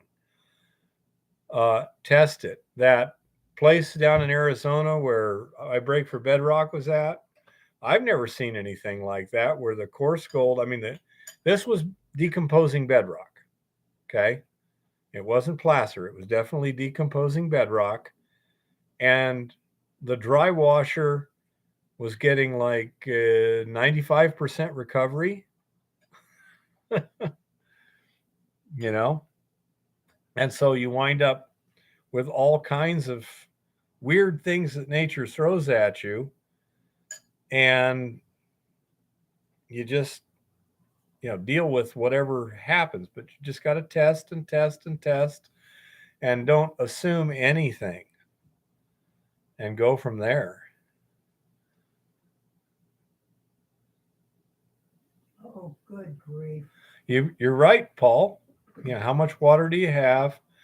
One thing that would happen if you're using a gravity separation in a wet circuit, and then you were going to be leaching, from the standpoint of the gravity separation, you'd probably be better off using plain water, but then you have to dewater it and turn to your leaching solution. So if you're using the leaching solution to run through your sluice, first of all, the sluice has to be chemically compatible. You can't be using aluminum and galvanized and things like that. It's going to have to be stainless steel and plastic, such as that. And the other thing is, you're going to have some of your gold is going to dissolve to some extent in that sluice. And the question is it just going to dissolve, but no big deal because you're going to catch it at the other end anyhow? Or is it going to take something that's gravity separatable and shrink it down enough where you can no longer keep it by gravity, but it's still too big to fully dissolve with the Eco Goldex? You just have to test and find out. Does water affect the Goldex? You want a particular solution concentration of Eco Goldex in a certain pH. If you dilute that with water, it's going to change that. So you're going to have to add more chemicals to make that up. Thank you, Dan. You have to. If you don't do the testing, you make assumptions. Nature really quickly will find the assumption you made that was wrong and hurt you with it. Hopefully it doesn't hurt you really bad. You're running at 4 tons per hour now, Tricky? That's not bad. That's not bad. And another variable is, you've got tank leaching. By that we mean agitation tank, where you're stirring it. You've got vat leaching, where you take the slurry and put it in basically just some kind of a tank and let it sit there for a while and then drain it and then pour more solution on the top. And then you have what they call heap leaching, where you have material sitting on a surface and you put the solution on top and let it soak down through. How dry, wet, damp do you want powder? Okay, John, I presume you mean how much solution do you want per pound of ore to get the appropriate reaction kinetics? That's what they're called. How fast do things dissolve and everything? We have found it seems to work about as good as anything at 2 parts solution to 1 part ground up ore by weight. So our 1 ton capacity tank will have 2 tons of solution and 1 ton of ore in it, for a total of 3 tons in the tank.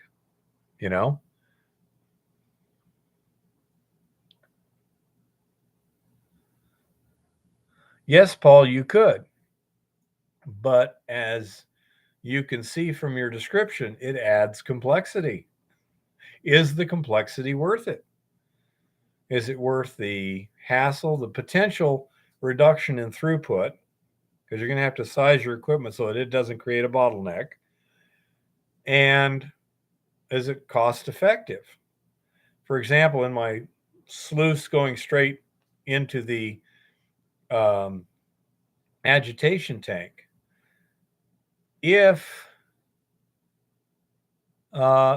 doing a heap leach, they will typically crush around 1 inch minus. They do not pulverize it because that interferes with the gravity flow of the solution through the heap. It'll tend to form impenetrable or relatively impenetrable sheets in there, which will tend to create dry spots underneath. So they're typically crushing in the neighborhood of 1 inch. In terms of agitation tanks and such, around 100 mesh is usually fairly standard.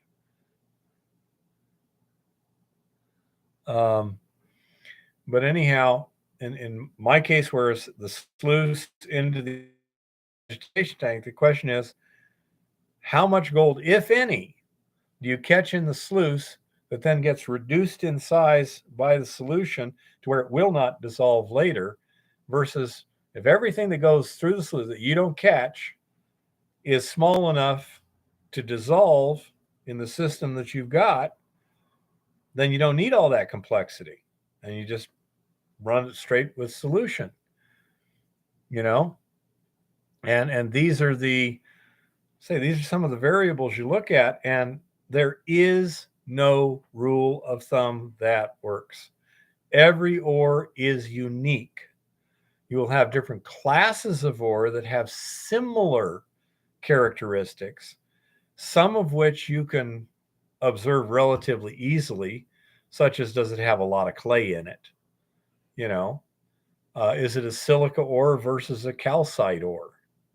Does it have carbon in it? Is it like a carbonaceous shale? That's going to cause huge problems in the leaching if you tried to use cyanide.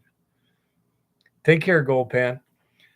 And so these are just all things that you test. You say, okay, this would be cheaper, but how does it increase my losses or not? And if so, how much? If I can save $5 in process costs and only lose $1 in gold, well, I just made a $4 profit by leaving it out. So I'm making more money with a simpler, cheaper system. That's a no-brainer. The question is, how does that balance? There's only one way to find out. Run tests. It will definitely leave more gold in the rock, Kodak. Kind of a standard rule of thumb is an agitation tank leach should get somewhere around 95% or more of the gold out of the rock. A vat leach should get somewhere around 80 to 90% of the gold out of the rock.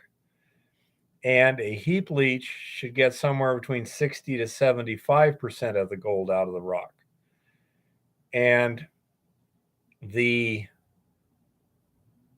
costs go down as your recoveries go down, but the costs go down tremendously. So let's say you have a heap leach, which say now I'll take figures from back when I was actually doing this. Our leaching cost was $6 a ton. That's building pads, stacking the pads, leaching it, rinsing it. $6 a ton. That was our process cost. Okay. And so if you had, say, $20 a ton ore, well, you're making pretty good profit there. We were getting really good recoveries for a heap leach too. We were getting like 80% recoveries. So we'd be making $16 a ton and leaving $4 on the table. To go to a vat leach, your throughput drops from, in our case, when we were producing ore, we were running 14,000 tons a day. Okay. With a 6-person muck crew. To crush that and pulverize it, 16,000 tons a day, you're going to need, probably nowadays, if it's new equipment, $50 million in milling equipment to do that. And your cost per ton is going to jump to, say, $50 a ton. If you use agitation tanks, more like $100 a ton. Well, you only got $20 a ton there. You're now just losing huge amounts of money. But you actually have to have numbers to make these comparisons. You can't just guess on recoveries. But in many cases, you can eliminate the financial possibility of a particular methodology simply by looking at the total entrained gold. If it's going to cost you $100 a ton to tank leach it, and you've only got $75 a ton in there, it don't take a genius to figure out that isn't going to work. Your only hope is heap leaching.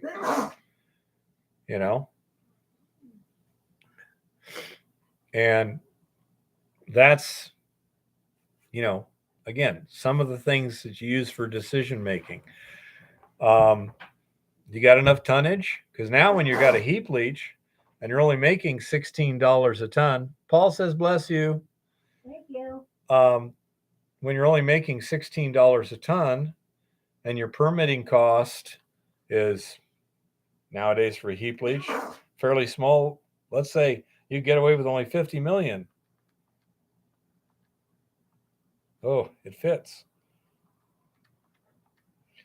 You're going to need 3,125,000 tons just to pay for the permitting, not the capital costs, not the operating costs. See what the problem is?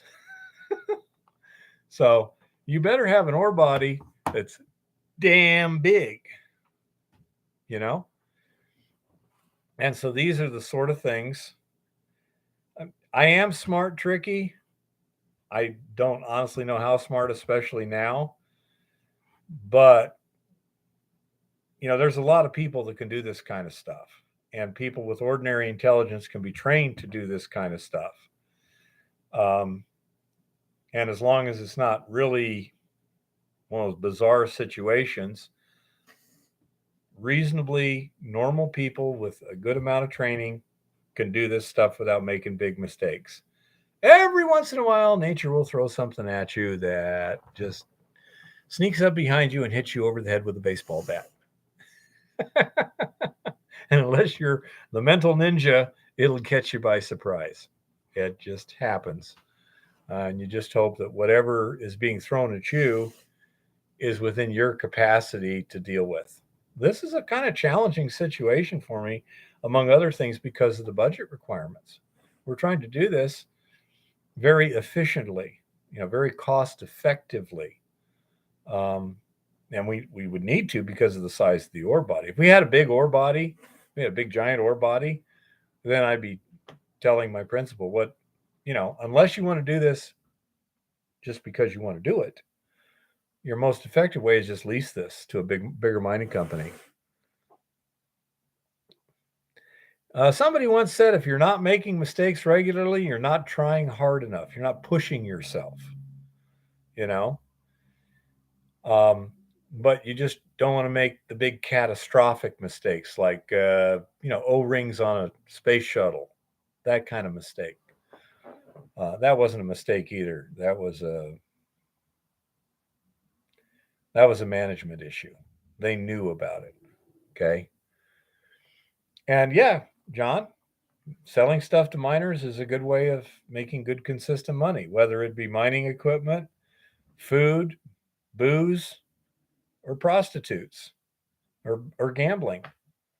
The bars were probably the most reliable way of making money in the old mining towns. But you got to be able to move when the ore body plays out. Again, it's just part of the business. But did you kind of see how you do that in terms of judging what do you do here and do there and blah, blah, blah. And that's why I'm trying to keep it as simple as possible before we get to complexities. If we can do it simply, we can get the numbers then, and we can say, okay, does it make financial sense to invest the capital to provide the increased throughput that the hydraulic conveyor to the leach tank provides? This sort of thing. Because now you've actually got numbers and you're not just guessing. Otherwise, when you're just saying, well, I think if we put in a bigger whatcha-jiggy here, it'll work just great and things will be fantabulous. And then you put it in and you go like, oh, we didn't need the what's it? We needed the who's it. Yeah, say it's like,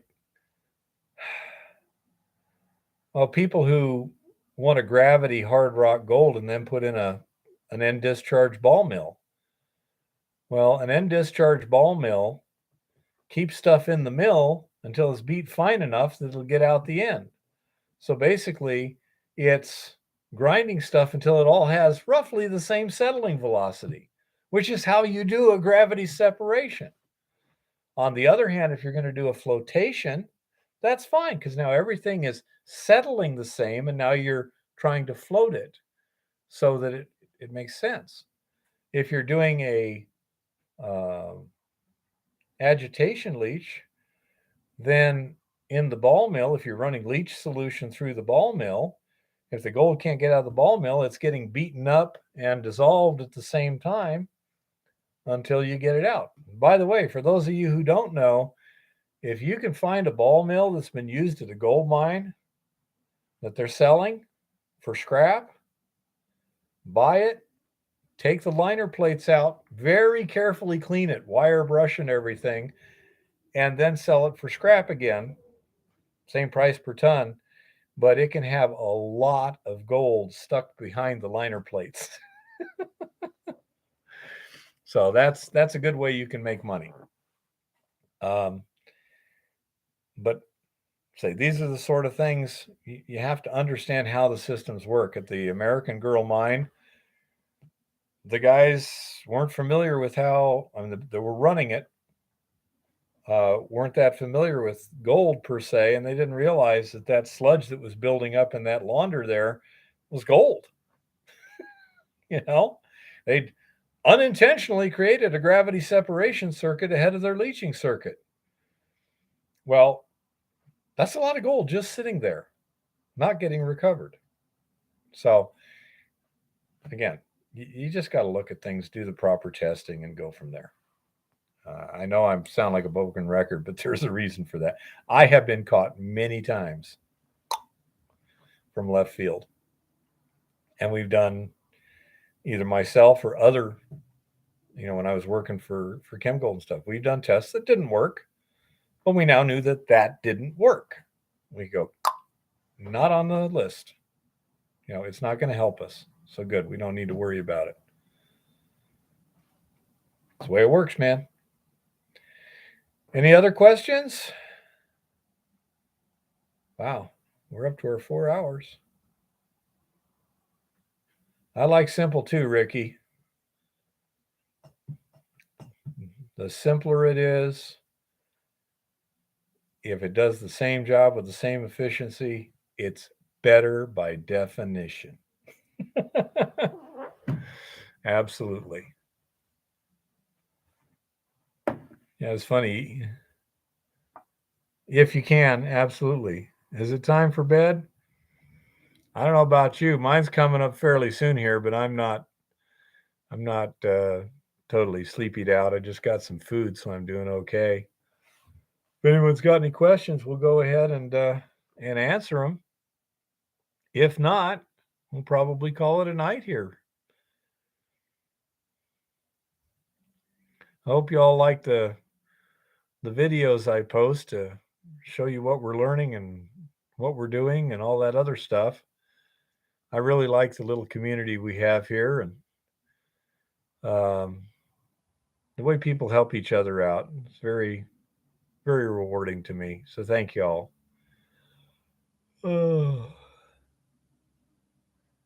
Any more questions or anything? You take care, Tricky. Okay, Chris, I'll try. Let me write it on my list. Call Chris. Okay, it's on the list, Chris. Thank you for bringing that up, Tricky, about the baked resin being conductive. Interesting. Probably work well in a microwave too. Be my guess. By the way, has anyone seen any good information on microwave? What did they call that? Basic microwave pyrolysis of ion exchange resin. Might be interesting to try. Good night, Lars, and thanks again for getting my stuff up here. Oh, you're welcome, Prospector Phil. It's fun helping people out. Oh. Okay, I guess I'm going to call it a night here.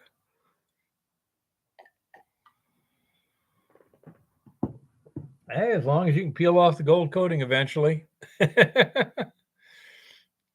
You could do it in some kind of container with a vent that you could direct to a collector too. That should be fairly simple. Okay, everyone, second call. Any questions or anything?